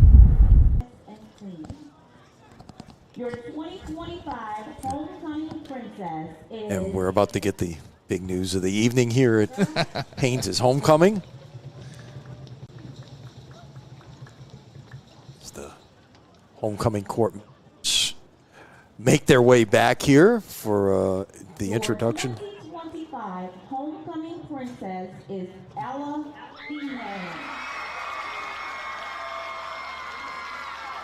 So the surprise announcement here at Haynes' homecoming, the homecoming princess, as they call it, is introduced. And congratulations there. Always an exciting moment here. Of course, you get your alumni back. You got a lot of great things going on as well. So it's it's been a fun first half. It's been a good halftime as well, and I thanks to Carl Needy once again for the visit. One of the things, look, these are two high academic institutions within the Jefferson Parish school system, and just to give you the example of just how good they are. Yeah. Look at those numbers right there. National. That is in the state of Louisiana. Okay. Right. Look at that. These two schools are in the top 10 in terms of national merit semifinalists in Louisiana. And by the way, just off of that list, in tied for 11th place, if you will, is Thomas Jefferson, who is also part of this district. Right. So that gives you just an idea. Look, Baton Rouge Magnet traditionally is at or near the top of that list. Of course. Newman is up there. Right. You spent. You're a Jesuit grad who spent many years teaching there. That is obviously you weren't necessarily. You may not have been a national merit semifinalist. I couldn't spell national you couldn't or PSAT, whatever the case. Yeah. Ben Franklin, of course, always up there. Caddo Magnet as well. Look, these these schools as well. It's what they do in producing, Haynes is an advanced study school, Patrick Taylor Science and Technology, and it's that's a obviously, while we're seeing some high-end offense here tonight, some high-octane offense on a football field, there is some high-octane education going on these two campuses as well. And, kudos, to these two schools for what it is that they've been able to accomplish, with producing those kind of numbers. Well, having been in one of those schools that is a national merit semifinalist, high-ranking school there, and having coached those type of young men, I understand what P.J. Sprunk and Kenny Bourgeois, who is from one of those schools, who I did coach. He played for me at Jesuit, outstanding offensive lineman. Those guys know that, football and athletics is important to these kids, but they also know after they get off the field, after those 2 hours of practicing, that there are other things that are important to them too, like for, example, those PSATs, right? Exactly. And then their ACTs, and then college entrance, and getting their college applications in on time, all of those things. Oh, not to mention making sure that they're squared away with everything they've got to bring in the next day for homework and assignments and reports and all those sort of things. So, yes, there is a lot going on with these young men, and kudos to these kids that are involved in these advanced academy schools that take it on every day, right? Mm-hmm. And it's wonderful. My wife has had the chance to teach a lot of these guys that are at Haynes, right? She taught them at Metairie Academy, and so she's having a wonderful night here tonight, seeing some of her former students, and some of them are national merit semifinalists that are playing here for Haynes tonight. Yeah, no doubt about it. You got like I said, you've got athletic talent. You've certainly got some academic talent as well. So let's get back to the first half of football, Wade, and what we saw out there. And, especially in the last, you look at the numbers there, okay? Right. 279 yards for Patrick Taylor, 277 for Haynes. Okay, here's what you don't see. There were 11 possessions in the first half. We had 9 touchdowns. We had the 1 stop on downs for Patrick Taylor, and then Haynes kneeled down to end the first half. Okay, so that's that's what you're looking at in terms of possessions, which we don't have a possession chart to show you, but that's again, Haynes, it was touchdown, kneel down to end the first half. For Patrick Taylor, it was touchdowns, stop on downs, and then touchdowns on their final 3 possessions. So yeah, a couple of holding penalties, one that kept them out of the end zone, right, and backed them up behind the sticks. But 61 points in the first half. I expect to see the same thing in the second half, and I expect to see it kind of like that gas meter running when you're filling your car up, just rolling over in yardage, especially running the football, because we have seen both of these teams, they can run the football with their fine running backs and quarterbacks, right? So, what's impressive also is there are no turnovers yet, right? And I said when there was a fumble on the field recovered by Patrick Taylor, who did fumble the ball, that could be the catalyst tonight, who could possibly win this football game. So it'll be interesting the second half if there is going to be a turnover, when it happens, and at what particular time of the game, if there is one. So 33-28 Haynes is your score at halftime. And we will get you set up for the start of the second half as these two teams get set to return to the field here. 24 minutes of football still to come. We will take a break and come back and get you ready for the start of the second half here on Crescent City Sports.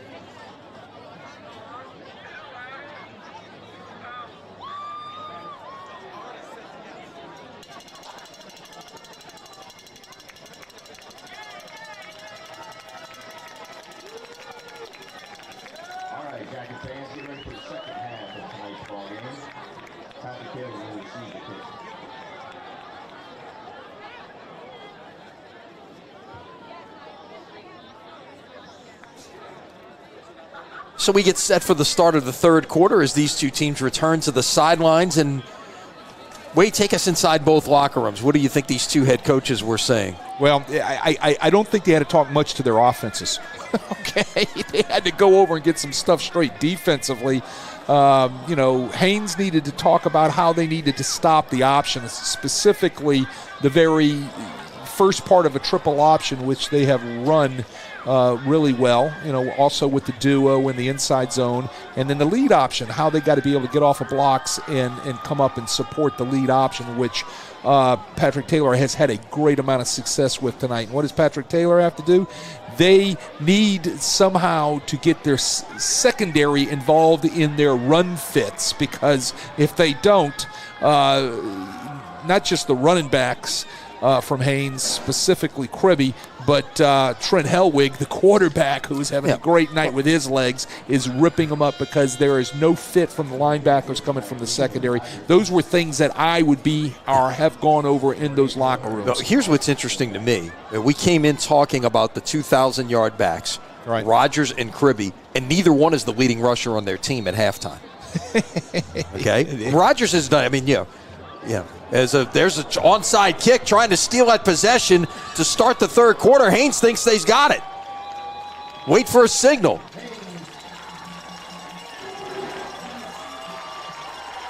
And they stole the possession. Haynes football, I believe, although they're talking about it. Let's see. They came from that muddle huddle and just went up and kicked it. That looked good to me. It looked like the ball went 10 yards. Nobody touched the ball. Nobody jumped offside.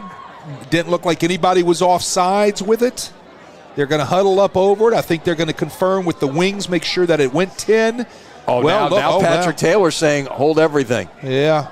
Let's see what this is about. They're saying it's Patrick Taylor's football. Let's see what the call is. There is no flag, but it's Patrick Taylor's ball. Well, okay. Now, why, I don't know. P.J. Sprunk is getting an explanation. He's not happy about it. Are they saying the ball got touched before it went 10 yards, perhaps? That could be the only logical reason and what they could explain, but I didn't see it. Okay, maybe we'll take another look at it if we can after. I love the tenacity coming out. The old Saints ambush play from the 2009 Super Bowl, right? They come out. I thought it was perfectly executed, trying to steal a possession, which I understand why they're trying to do that. But apparently they didn't get it. We'll take a look at it again on a replay. And on first down, Logan Rodgers looks to bounce it outside, stays on his feet, and is stood up at around the 40-yard line. So he gets 9. Rodgers now over 100 yards. He went into the locker room with 8 carries for 95 yards, although I mentioned Gibson had 138 yards on 10 carries. Well, they're a nice 1-2 combination. Yeah, right? I mean, Rodgers averages 9 yards a carry. Gibson's averages 11, but he's got fewer carries. Yeah. I mean, they're kind of like Mr. Inside, Mr. Outside. Here's the kick again. That looks clean to me. That Wade. looks that real looks clean. Very clean to me. I don't think anybody touched it until it got past the 10. Wow. Now they'll get Gibson on the perimeter, and he is tripped up that time as Zach Pointer filled nicely the 37-yard line, but it's enough to get the first down. All he needed was 1. He got 3. Yeah, Zach Pointer has made a couple of nice plays getting to the outside from his linebacker position. Look at him trailing right there, and he makes a nice ankle tackle on Gibson on the perimeter. 141 yards now for Gibson. Look, he's got 104 for Rodgers. Like I said, I'm impressed with all the running backs that we have here tonight, and that includes the quarterback, Helwig, who I'll put in that number as a running back, too. We may have 400-yard rushers before this night is over. 2 on each side as they'll give it away to Rodgers up the middle on first down. He'll get about 4, and that's like you talked about, Wade. Just stay on schedule. You don't have to have a huge play every time. You just don't want to put yourself in an obvious passing situation if you're Patrick Taylor. You only threw the ball 3 times in the first half. Yep, stay on schedule. They give it to the first back on the triple option right there. That's true triple option, leaving the last guy on the line of scrimmage unblocked, and he was red. This time they'll pitch it.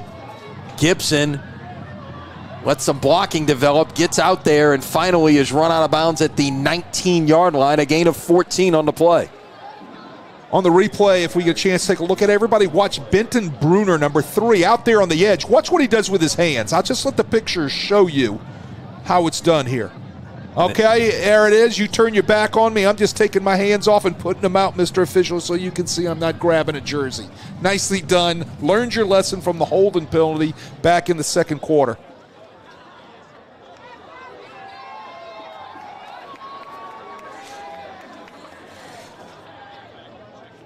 So in the red zone at the 19. This time they'll go with the toss to Rodgers, and he gets it down to about the 12-yard line. Mostly we've seen Rodgers gets the handoffs, maybe going inside, trying to bounce it a little outside, and it's been Gibson on the pitches, but this time the other way around, Wade. Well, what you make one guy miss? Whoop, right there. You saw a little jump cut, made the guy miss. That was Pointer. Pointer had the penetration again. Yeah, Pointer's a good football player. The thing that Kenny Bourgeois told me about Rodgers is he can make you miss now. He doesn't look like it on the hoof. You would think he's more the physical downhill guy, but out in space he can give you that one move and make you miss. Patrick Taylor at the 12. Remember, they have not led in this football game except for 7-6. That's the only lead they've had all night. And Rodgers on the carry will move the chains to the 8-yard line. That's a first down. And the other thing you're going to get out of this Patrick Taylor offense is you're going to get a lot of simplicity. They're going to be in 1 or 2 formations. They're going to run a couple of plays inside, the duo or the inside veer, the triple option. And then outside, they're either going to run lead option or they're going to pitch the ball off the triple option. You're not going to see a lot of different stuff out of them. Do a few things well. Rodgers inside the 5 to the 4-yard line.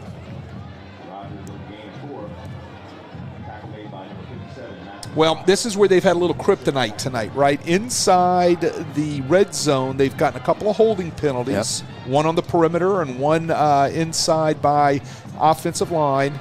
They've got to be aware of where they are right here and be disciplined enough not to get a penalty. 2nd and goal for the Tigers. Bad pitch, ball's on the ground.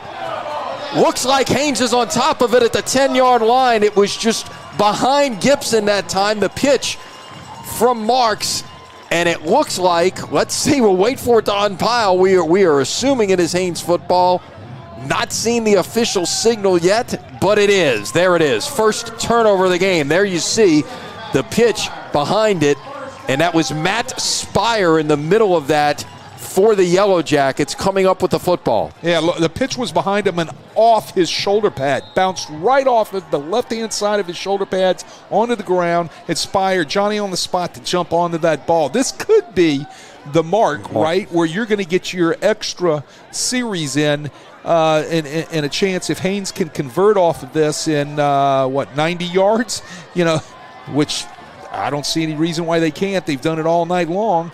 This could be that extra possession that they were looking for.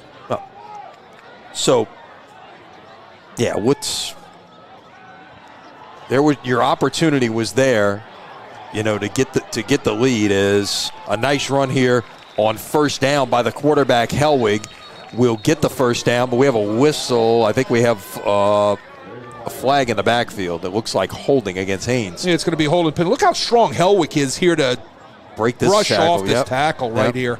And that tackle. And another one right there. And he took the tackler or the defender a bit above, good 5 yards downfield, but all for naught. Yeah, the first guy was Bartholomew, who's usually a short tackler. He's their leading tackler on that Patrick Taylor Tiger defense, right? Hellwig strong. Physical. So they will put the ball just outside the 5-yard line. It'll be first down and 15. Well, this half the distance to the goal line. Right, and this is where they are now off schedule, right? So this is where, these two teams cannot live. About 4 minutes without a score after 4 touchdowns in a minute late in the first half. Give it away this time, and Kribbe will get most of the penalty yardage back to the 10-yard line, a gain of 4. Kribbe in the first half, 10 carries for 67 yards.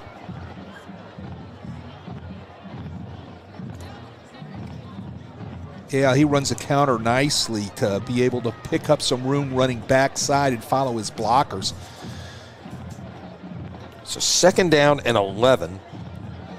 The ball at the 10.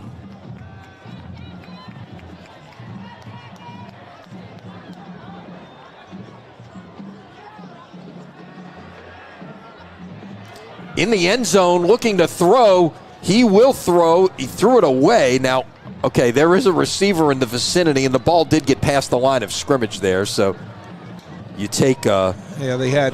You get another look at it here. Yeah, you get another look at it here. It's not going to be intentional grounding. Yeah, Zach Roussel's out there. Let's see who else. I think Gonzalez is out there. So I think they'll get away with that one. Smart play by Hellwig to get rid of that football. Are they going to discuss this as being grounding? Let's see. They're getting together here. Is there a flag down? Did they drop the flag? Oh, there's an ineligible man downfield. All right. Well, that's I think. Well, are they taking the penalty? I believe they are. So they're going to put the ball back at the 5-yard line. Okay. Okay. Well, I think they were originally trying to set a screen up, right? So the ball did not go past the line of scrimmage on the forward pass. So you had 2 or 3 linemen downfield, which will, always be lineman downfield call, and they take the penalty, which is going to bring up now second and 16. Yeah, and an Uber ride for these guys. So, again, look for a screen here or something along those lines. The biggest thing, though, is to get that thing out of the back of your territory, right? Get it out of your own end zone. So fake the jet sweep, and it's Hellwig on the keep, trying to get to the perimeter. He will step out at the 15-yard line. So now you've got 3rd and manageable, Wade, and and I know it's easy to second guess from our position, but I'm not sure I would have taken the penalty right there. I'm just you get it to if you got a choice basically of 3rd and 11 or 2nd and 16. Yeah, I agree. I mean, I would have liked the 3rd down. I would have given the yardage for the down to be in 3rd down, right? That's where I would have been at 3rd and 11. But we're not down there. Right. Play action, trying to go over the top. Pass is knocked around as flags him. It's incomplete. So they took a shot that time. That was Sebastian Gonzalez, the intended receiver. Gonzalez, the intended receiver. But he was being held up there. Let's see what the call is. Got William Schmidt on the defensive end of the coverage. That could have been involved in the holding penalty. It's going to be pass interference. We're going to call it interference. So it'll be 15 yards. We get another look here. Again, but their ability to run the ball, both of these teams, you've obviously got to respect play action, and they're just, Schmidt is tangled up with Gonzalez there. I really didn't see much there. It might have been prior to the film coming into view there, where he could have been held, somehow interfered with. Well, and now not only that, but the 15-yard penalty really gets you out of the shadow of your own goalpost there. Yep. Ball at the 30-yard line. And again, Haynes tonight, 6 possessions. This is possession number 7. Scored touchdowns on their first 5 possessions. On the 6th possession, just, with seconds left in the first half, they decided to take a knee. So now you got 5 wide here. They will fake the jet sweep and run it with the quarterback, who will get it out to about the 38-yard line. That's Hellwig on the run for 8. Well, they've really found something in this quarterback counter. The Patrick Taylor defensive end is doing a nice job spilling the counter, right? Spilling means coming under the blockers. Watch right here on your edge, under the blockers, spills it outside. So running back goes outside. That linebacker needs to get there sooner and tighter. We're talking about Bartholomew, who's a little wide, which is creating that running back path for the quarterback on the counter, who was just bouncing it one hole wider. Yeah. 2nd down and 2. This is Kribbe. Out past the 45, midfield, makes a man miss, still on his feet and down at the 42 of Patrick Taylor, a gain of 20. Love the outside zone stretch, man. I tell you what, it's an art running this play, especially at a double tight. It makes that defense have to cover an extra gap. You run downhill until you run into a hill, and then you dig north and south. Kribbe runs this so well, reads it so well. The Yellow Jackets do a great job blocking it right off the edge. Kribbe now with 91 yards on 12 carries.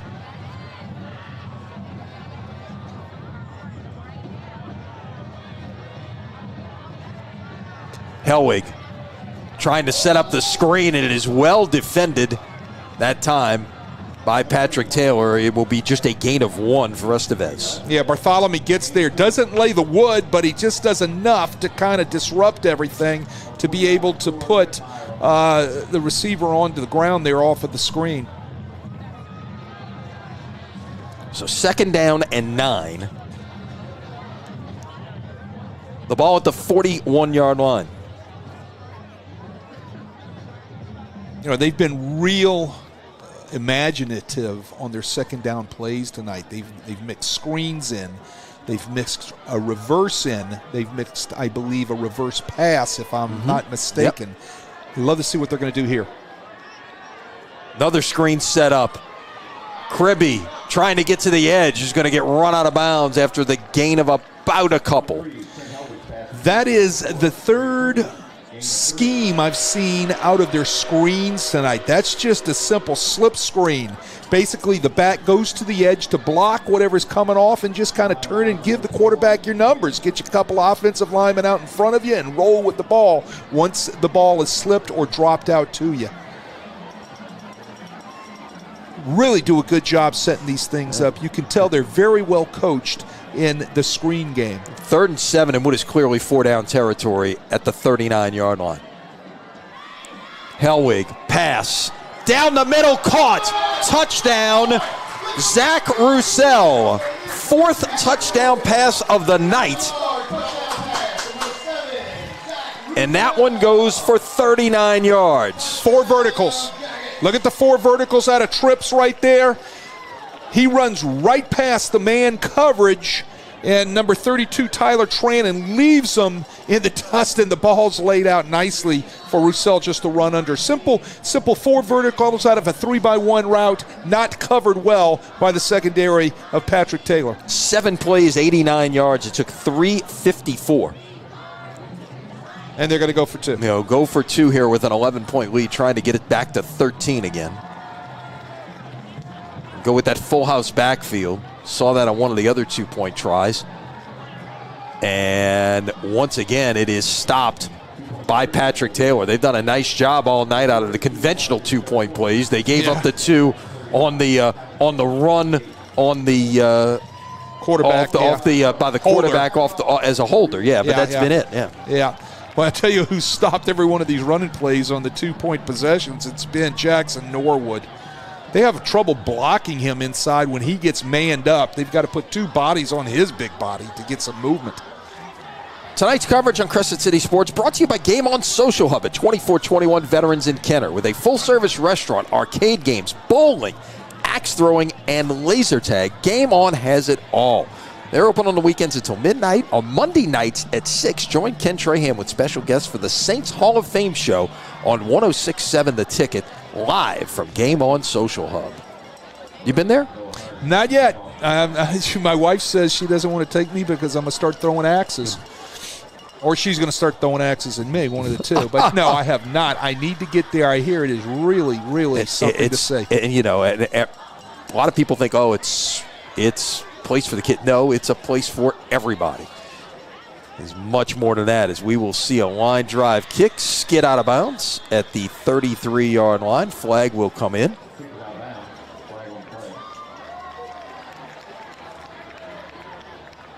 Might have been 2 flags, actually. Saw one thrown.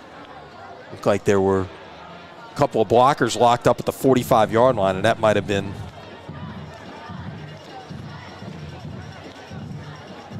Again, I think I'd make them kick it over, right? I mean, just.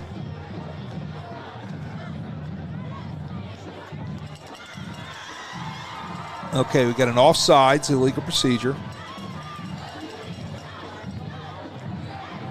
The offsides and the illegal procedure, so. I'll put the ball at the 40. Still a little confused on how some of that is all working out, but we'll just roll with it. We'll roll with it, exactly. Well, so Patrick Taylor takes over at the 40-yard line. 4:18 to play here in the third quarter. Back to a 2-score game. Trying to get it on the outside. Not much doing to the short side. And Rodgers is run out of bounds after a gain of 1. Yeah, that's one of the few times tonight Haynes has done a nice job out of their 4-2-5 front, getting out there to be able to control that. You can see the guys on the yellow jerseys right there. Look at that pursuit angles right there. You can see a line of pursuit angles just running to the ball right there. Looks like there was a little extracurricular activity on a blindside block there by a Patrick Taylor offensive lineman, getting a little feisty. So from the 41, not much doing as they try to go to the left side with Jeremy Gibson. He lost 2, in fact. Well, you can tell what they talked about at halftime, right? Really trying to. Right. They've got extra guys in the box, number one, and I think they also challenged them. You know, we've got to play better defense in order to get a stop and get off blocks. And you can see on those 2 plays right there how the gold jerseys on defense are really running to the ball and getting off of blocks.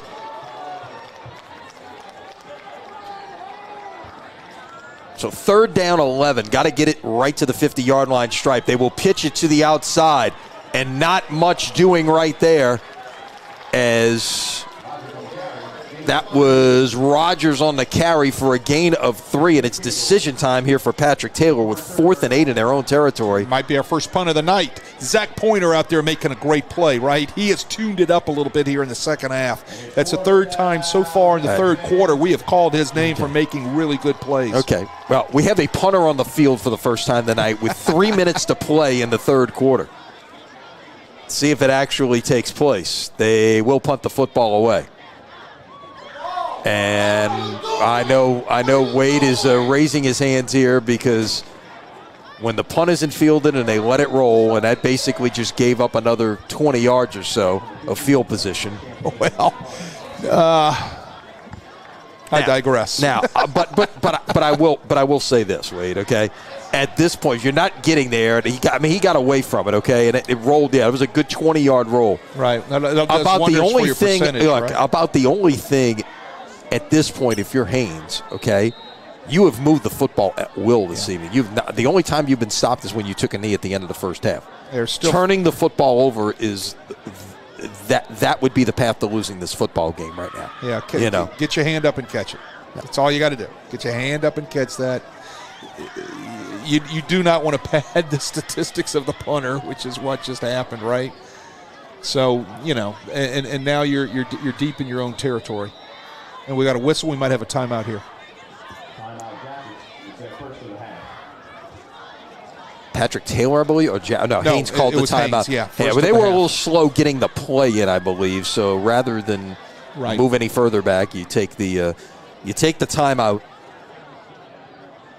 Yeah, and I understand what you're saying. It's just there's just certain pet peeves that just drive me nuts, and that's again it goes back to hidden yardage that is unnecessary, and you just got to make sure your kid back there, whoever it is that is your punt returner, understands the repercussions when you don't catch the ball, on the positives or the negatives that can happen with it. There's a positive time where you don't want to catch it.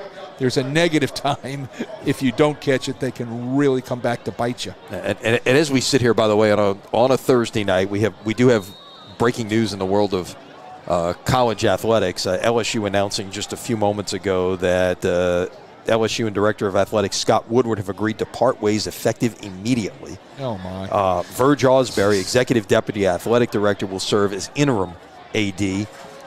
And this is interesting. Lead all facets of the athletic department, including the search for the next head football coach. It's brought down there at the 5-yard line. That's a big play for this Patrick Taylor defense.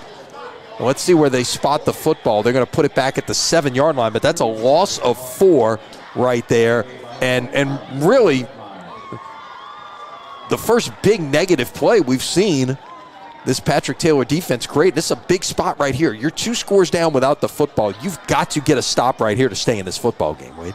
No doubt about it. And you've got to somewhere get a stop, and because you can score offensively, but you've struggled all night versus this Haynes running game. Yeah. 2nd and 14 at the 7. Bring the jet sweep man in motion. Downfield pass is incomplete in the direction of Noah Hearn. Hellwig has been pretty good through the air. He's completed his last 5, I believe, but not that time. Yeah, well, he had a receiver, Noah Hearn, wide open. Look, he comes out of the corner route, post-corner route, wide open with a defender in a trail position. Ball just was not thrown on target. That could have been a huge completion, gotten them out of the back end of their own their own territory, just off target with the ball. And the last thing I'm going to say about the LSU thing is there any word out of the governor's mansion?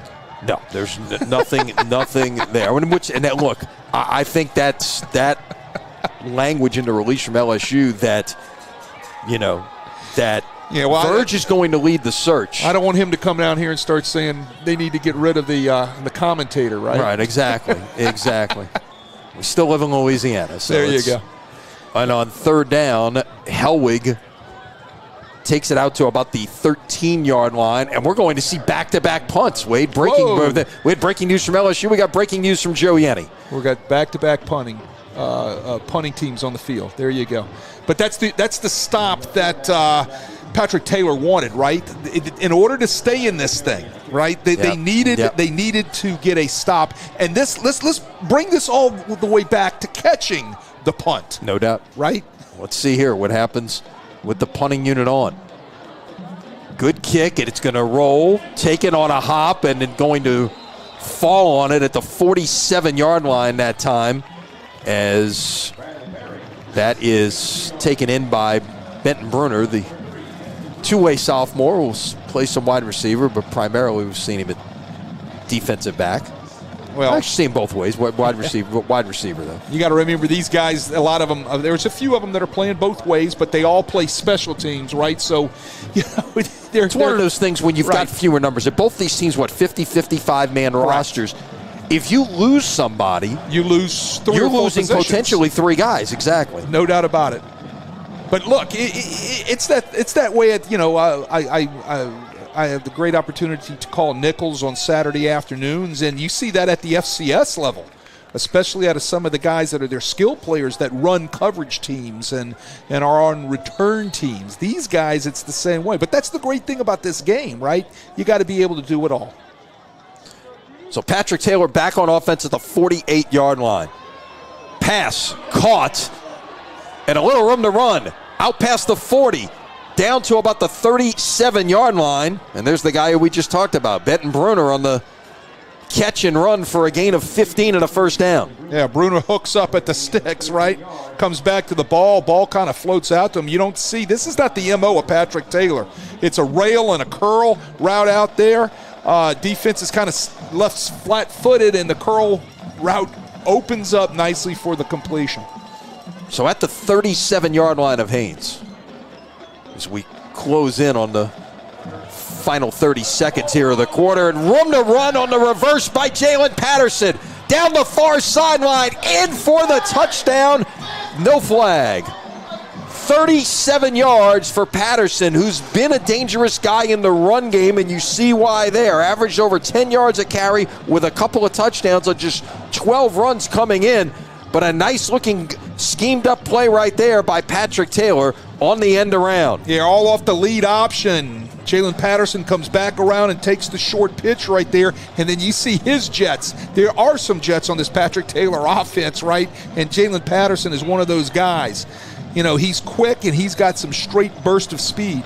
Kick is good, and with 26 seconds to play here in the third quarter, your new score is Haynes 39 and Patrick Taylor 35. 26 seconds left. It isn't over for the third quarter. It may not be done, yeah. Now, we've only seen 2 touchdowns here in the third quarter after we saw 9 in the first half. And 2 punts, right? So there you go. I mean, this is really, really great offensive football that we're seeing tonight. This is fun, fun, fun. teams like this present, when they get in the playoffs, and they will be in the playoffs, and they present problems, right? That can present problems for somebody that you're going to see maybe possibly if you have to play a first-round game at home if they're in their top 16. Right, in exactly. Division II. Yeah, let's finish that thought right after the kickoff here. Short kick towards near sideline, 30-yard line, taken in. Nice return. We'll get it out near midfield right there. And that was Estevez. We've called his name quite a few times tonight. They managed to get him in the right spot, and Haynes takes over at the 50 with 18 seconds to play. So, yeah, let's in the select side of the brackets, okay, you've got 24-team brackets. If you're 1 through 8 in the seeds, and look, it's not out of the question. You're talking about one team who's sitting at 11 in Haynes, one at 12 in Patrick Taylor. A couple of wins, you got a chance to maybe move up to that 8 line, and you would have a first-round bye. Correct. And then a second-round home game. Right, yeah, and a second-round home game. If you're 9 through 16, where both of these teams are sitting right now, you've got a first-round home game. Correct. And that's why I say these guys present a problem. Yeah. On first down, a nice run by Kribbe down the far sideline. Runs out of bounds at about the 30-yard line. So another big play by Kribbe, and that's going to get him over 100 for the night. Let's see where they're going to call him out at the 32-yard line. So it's a gain of 18. If you're not going to come up and support on the edge, that's going to be like stealing Halloween candy from a little kid tomorrow night, right? Please don't. Yeah, I can't do that. So nothing's coming up from the edge right there. Nothing's setting the edge, and that creates such a soft edge out there. You can run that all night long. Jet sweep. So we now have 4 ball carriers in this game over 100 yards rushing, and we're not at the end of the third quarter. Once again, Kribbe cuts it up inside, gets 3 to the 29 on what should be the final play of this the third quarter. And so that is 36 minutes in the books as you get another look at that play. After 3 quarters, it has been back and forth, and not a lot is decided. Your score after 3, Haynes Academy 39, Patrick Taylor 35. Back with the finish coming up on Crescent City Sports.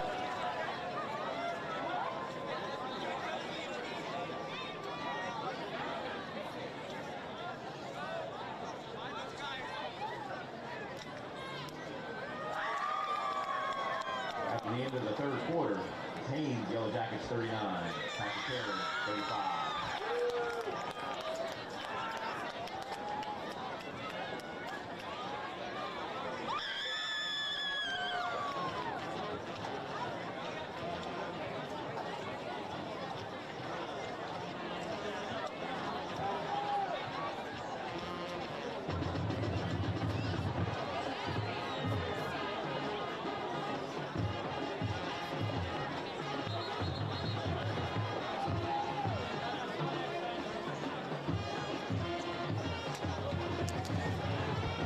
Twelve minutes to play here at Joe Yenny Stadium in Metairie. Lenny Van Gilder, Wade Kaiser, our Crescent City Sports production team, with you for what has been a very entertaining evening of football, if you like offense. 74 points on the board. We have 4 runners in this game who are over 100 yards rushing.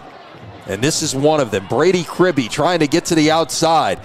He's going to be stood up at the 21-yard line, but not before he gets another Haynes first down. Well, move the sticks. That's been the theme of the night, right, for these running backs. And they've done it in all different ways right there. They do it on the counter play. Spill it out to the outside. Here comes the Fitz. The Fitz just not on time from the secondary from Patrick Taylor, and he picks up the first down, talking about Kribbe. Yeah, Kribbe, 15 carries, 112 yards. His sidekick in the backfield, Trent Helwig, has rushed 13 times for 145 yards and has thrown for another 93 and 4 touchdowns, I might add. He's going to have to ice down.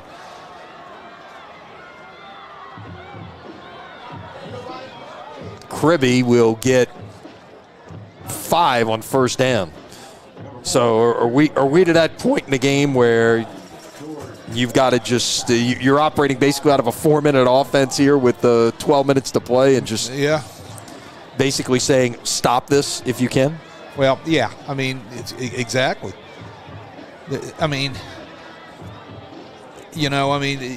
we've had only 2 stops tonight, right, by a defense to force punting situations. And someone is going to have to rise to the occasion for one of these defenses if they're going to walk away with a victory tonight.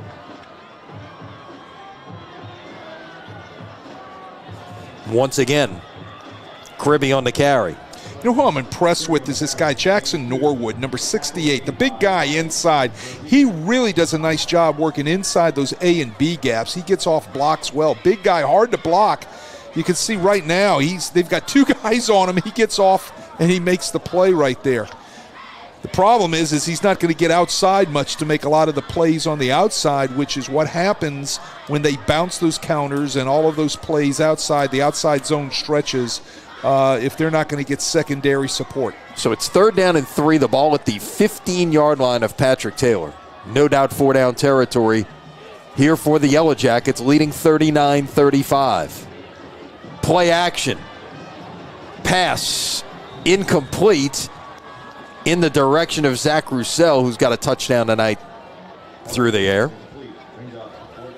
And it'll be 4th and 3 at the 15. But again, like we said, if it's 4-down territory, you could do that right there. Right, exactly. And I think Hellwig was smart enough right there. He looks up and he sees everything covered up, and he just kind of throws that away. I think that's a great decision by Hellwig right there, making sure that he's not going to turn that ball over by trying to force something in there and getting that thing picked. Here comes your empty formation again. Look at the wide side of the field over there, all that room out there. They've gone key situations. The ball has stayed in the quarterback's hands, and he does it right there, and he is in for the touchdown. Oh, no, they're going to mark him short of, I thought he got in. They marked him a foot short. I spoke too soon. Gain of 14. Boy, that opened up like the Red Sea, huh? Off of the jet sweep. Quarterback fits right up inside off of it. Here it is. Look at the counter. Look at the hole right there. Lenny, you could have got through that. Wow. Yeah, it looks like his knee might have touched down just before he broke the plane. It's on the 1 inch yard line right there. You bet quarterback sneak? You would think. They do. I don't think he got there. The ball was down low. I don't know if he had a problem with the snap there, Wade, but just really never got any kind of forward momentum going and got stood up at the line of scrimmage for no gain. Yeah, everything kind of got stalemated right there at the line of scrimmage and got pushed back.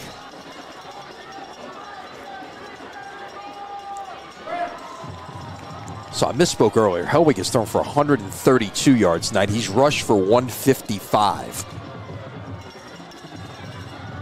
That time he runs it again. Did he get in there? No signal. Wait, nope, they're going to mark it 3rd down. They're going to mark him short. It's going to be 3rd and about the same distance. Yep. Now, while this is not ideal, what you're doing with a lead right here is you're running the clock. Right. You're giving Patrick Taylor less time to operate when they do get the football back. First, you do have to score, of course. Oh, that thing's sitting, I would say less than, 6 inches or less? Yeah, there's not right much. there. There's not much room between the tip of the ball and the goal line. They'll go to that full house look that we've seen before. And in these situations, they've given it to Cribby. No, this time they're going to give it to one of the fullbacks. And that was Zach Pointer lined up in the backfield. It's a touchdown. Well, when in doubt, give it to a linebacker, They put Pointer in at fullback along with Brandon Wilson, and they give it to Pointer. And we've got that player down there, but now he's up. Yeah, well, when in doubt, give it to a linebacker. Yeah, he's got a bunch of tackles, so yeah. Now he's got a touchdown to his name. Well, there you go, and he deserves to get a chance to get that ball in the end zone if you get put in the backfield as a blocking back. Yeah. So up by 10. Looks like Haynes will go for 2. It was a 10-play, 50-yard drive. Quarterback around the right side. He will get in for the 2, and it is now a 47-35 game. So here's Hellwig's night, okay? He has thrown for 4. He has run for 2. He's accounted for 287 yards. He's scored. He's got 2 touchdowns rushing, 4 touchdowns passing, and he's run for 2 two-point conversions.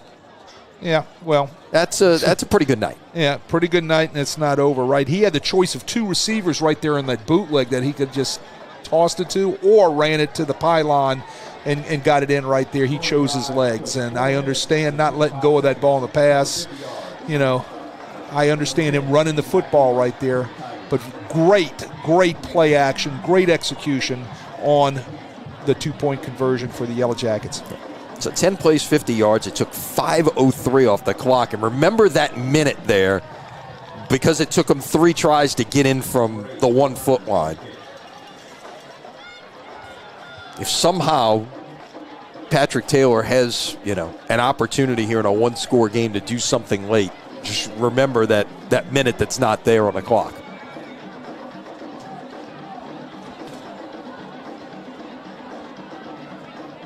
So while not ideal, I guess the point I'm making is it works out pretty well for Haynes to be able to run another minute plus there by having to run an additional 2 plays from the 1-yard line. Right. So back to a 2-score game. And this short kickoff is fielded. And you got called for a fair catch right there. You can. He didn't do that, and it took a hit as a result. Yeah. Again, you don't see like a 15-yard pooch kick very often. That was William Schmidt who fielded it, but you gotta get that hand in the air. Yeah, you need to get the hand in the air to protect yourself, right? And then once you know you're protected, you can concentrate on catching that football. I agree with you 100%. So. All right, so from the 47-yard line with 7:23 to play.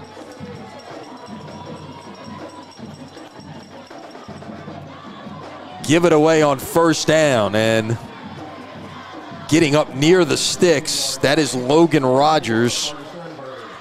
They will move the chains first down, gain of 10. Yeah. We've seen that. We've seen that play all night long. There's the 2 double teams at the point of attack right there. That's not the triple option. That's just what they call duo, getting double teams in movement and allowing that running back to run to daylight. 137 yards rushing for Rogers tonight. Pass in the direction of Patterson. It's incomplete, and Jeremy DeVoren was right there in the middle of it. Actually hit off its helmet, I believe. Yeah, he's lucky he didn't pick that, right? I mean, or should I say Patrick Taylor is lucky DeVoren didn't pick that. He throws it to the inside. If you're running an out route, you can't miss to the inside, right? If you're going to miss, you miss wide and out, right? And that was easily, had DeVoren had his eyes up, hands ready to go, he could have possibly picked that and walked to the end zone. So inside 7 minutes to play. Once again, it's Rogers fighting for extra yards. He will get stopped after a gain of 5, and it'll be 3rd down and 5. And this is 4-down territory at this point in the field and this point in the game for Patrick Taylor. Well, yeah, and that's there's good and bad when you can't throw the football and get on top of people, right? Because that clock is just rolling.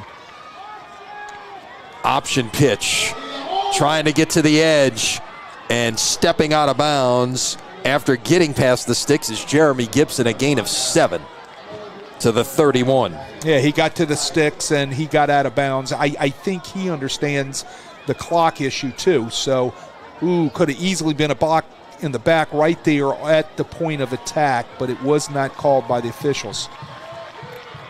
So from the 31-yard line,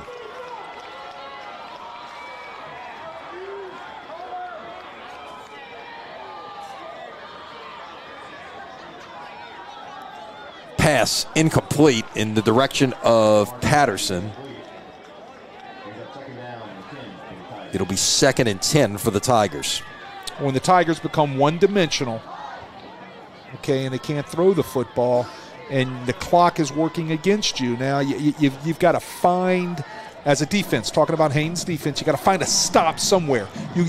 Somewhere you got to get a stop. You got to make a tackle. You got to make a play to win this football game.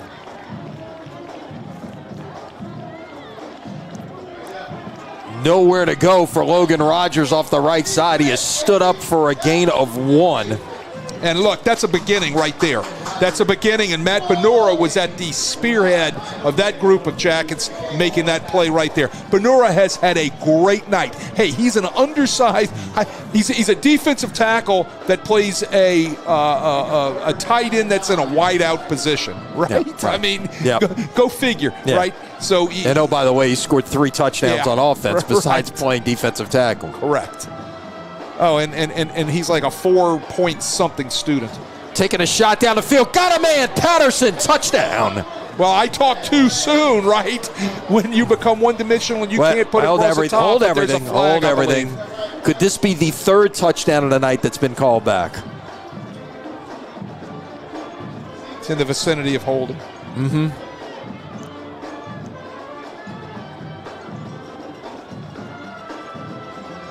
Yeah, the body language of the Tigers is not good. It's a personal foul. Face hands mask. to the face. Yeah, hands to the face. That hurts. Yeah, so now you're really behind the sticks here. It's going to be 2nd and 24. Let's see if we see anything. It looked like maybe right there. Yeah. You see it just going out of your frame.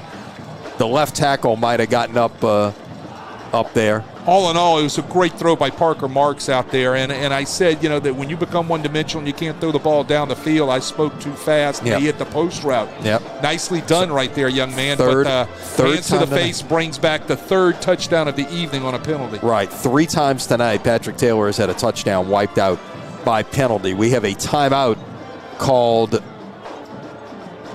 Didn't see a signal. I just saw both teams going towards their benches, but it does give us a chance to remind you that tonight's coverage on Crescent City Sports brought to you by Lamar Crescent City Ford, the Commercial Vehicle Center at 6121 Jefferson Highway in Harahan.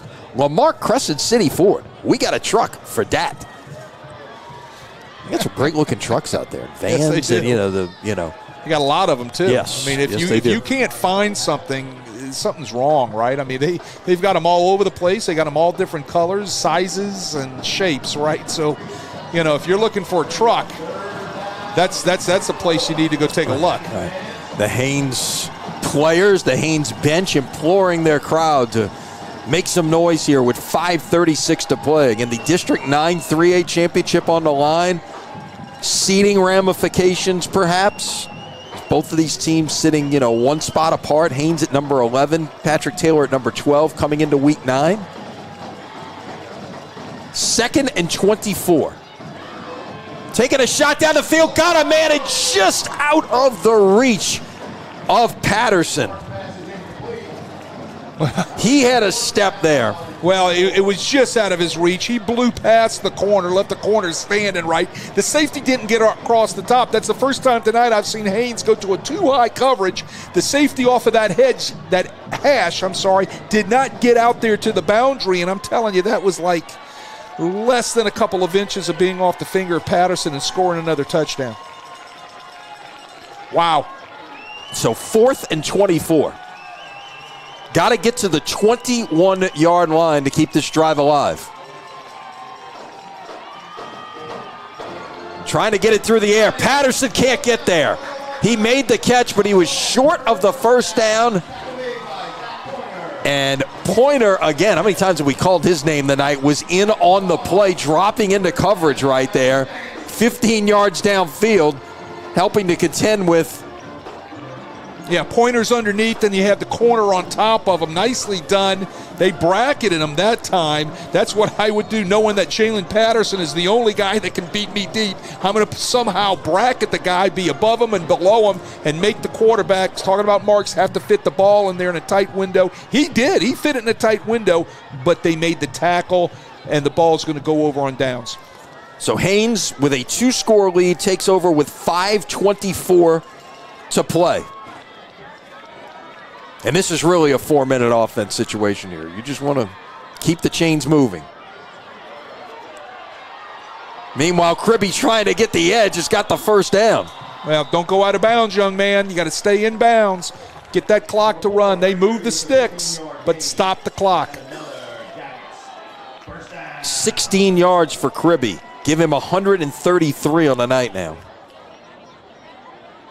Again, you can see the counterplay right there. Everything's jammed up inside where it's supposed to hit. He bounces it outside. No secondary support. I think I've said that 1,000 times tonight about Patrick Taylor not coming up from the secondary and supporting the run. And a lot of yardage out there for Kribbe to get that first down. Yeah. Clock stopped, as you mentioned, going out of bounds. Kribbe not getting near the sideline this time. Cut it back right about the numbers and gets 5 on first down. And that clock, you see it, it will run under 5 minutes here. Yeah, well, Taylor's got 2 timeouts left, and they're going to have to start thinking about using one of those here pretty soon just to stop it and potentially in a third down on a fourth down situation. Correct, to get that football back. So now, if you're P.J. Sprunk and Trent Helwig in this Haynes offense, you've got to let this clock milk all the way down to 1 second on the play clock. You see the game clock on your screen, 4.5, the play clock at 3, at 2. They'll snap it at 2. Kribbe trying to get to the outside and is dragged down by Antonio Bartholomew. We've called his name a lot tonight. The leading tackler on this Patrick Taylor defense came in with 62 on the season, and he's got a few more to that total this evening. Patrick Taylor holds right here and they don't get the first down. That's where they're going to need to use one of those timeouts.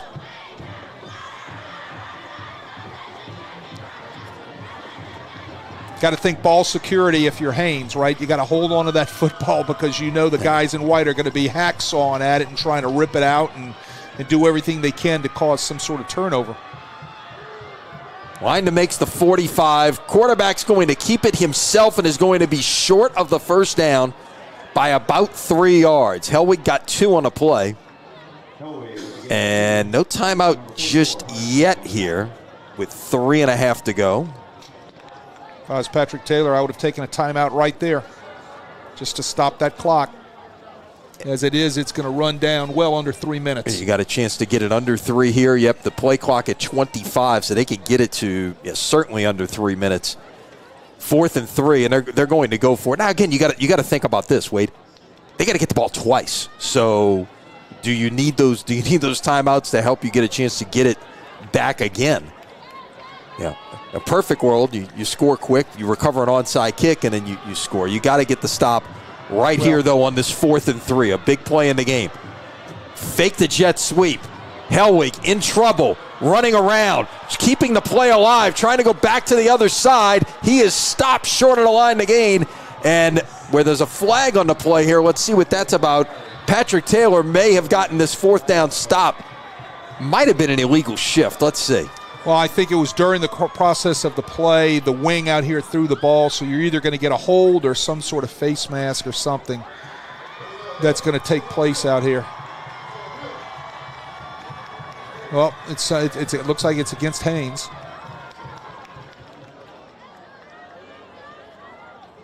And so yep, it's a loss of 1 on a play, and Patrick Taylor is going to take over as the penalty certainly will be declined. So well, now you got another shot, but you've only got 2:42 left on the clock, and Patrick Taylor's got 51 yards to go here.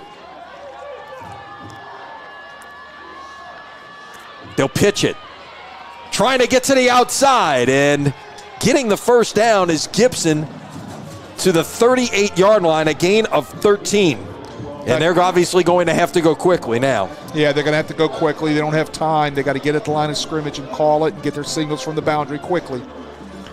Gibson with 173 yards rushing tonight. Marks.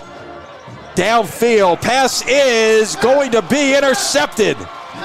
There were a ton of defenders out there. 22 Hudson Walker comes away with the football. The junior strong safety might have just wrapped this up for Haynes. Well, that's a huge pick. That's the second turnover tonight by Patrick Taylor, right? Yeah. And he had a flag on the play, so we're going to see what this is.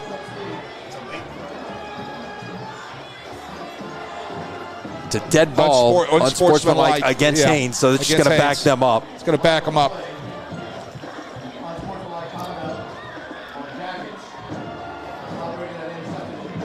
So Haynes will start this drive at the 6-yard line, but the important thing is there's just 2:25 to play.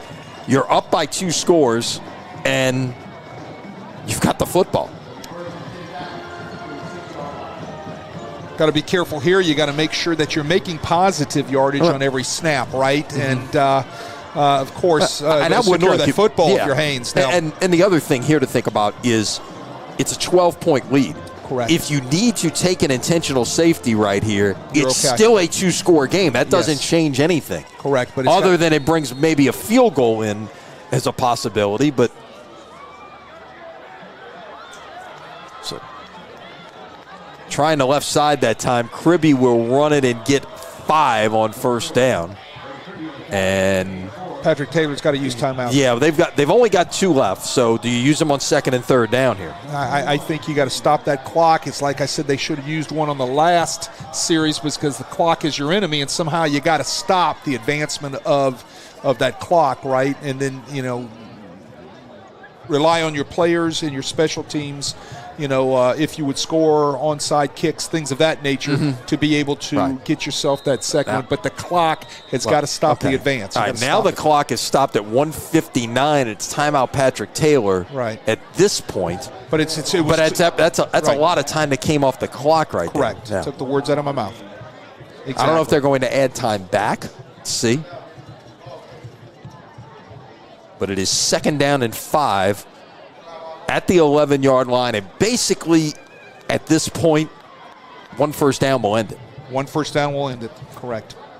With just 1 timeout remaining. I'm a big believer that when the clock is running on you after that 5-minute mark, 5:30 in a fourth quarter, and you are behind, you've got to start thinking that the clock is now your enemy, and you've got to stop the advancement to make sure you get the ball back at least once. If you're 2 scores down, then you're going to have to rely on another way in order to score. So that could be an onside kick, something of that in your defense, something that's going to give you that second opportunity should you score on the first time you get the ball back.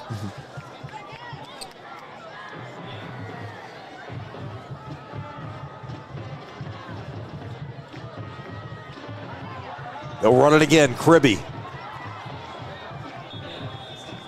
Those plays take a little time there when you run them wide, and they ran 10 seconds off the clock right there before the timeout comes after a gain of 2. So it's going to be 3rd down and 3 coming up from the 13-yard line. Yeah, it's Patrick Taylor's last timeout.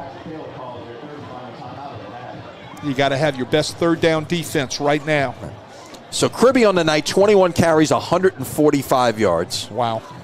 What a Hellwig night, huh? tonight, 18 carries for 156 yards, and he's thrown for 132 and accounted for 6 touchdowns, 2 on the ground, 4 in the air. Wow, what a performance! And then, look, you can't fault what Patrick Taylor did offensively. They have run for 400 yards tonight, led by the 193 from Logan Rogers.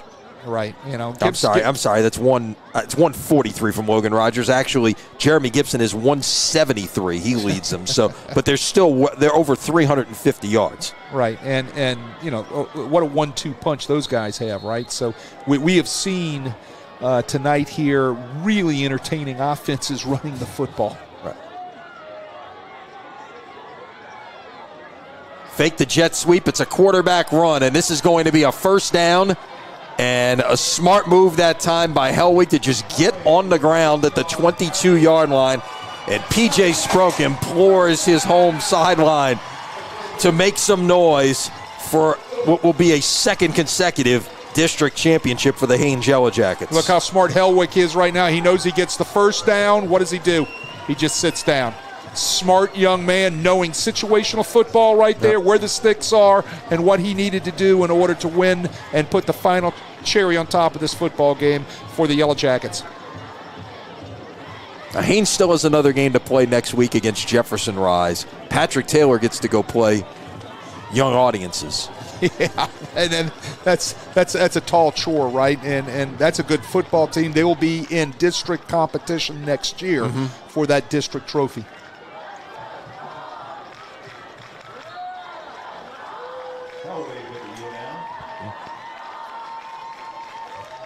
So the kneel down will come, and they will not start the play clock until after that. So they will not have to run another play. That will do it. And this has been really exciting tonight, seeing these two offenses operate. Two well-coached football teams from the standpoint of running their offenses, man. It's really been fun. And that will do it. Haynes is going to improve to 5-4 overall, 3-1 in district. Patrick Taylor will be 5-4 and 3-1 as well.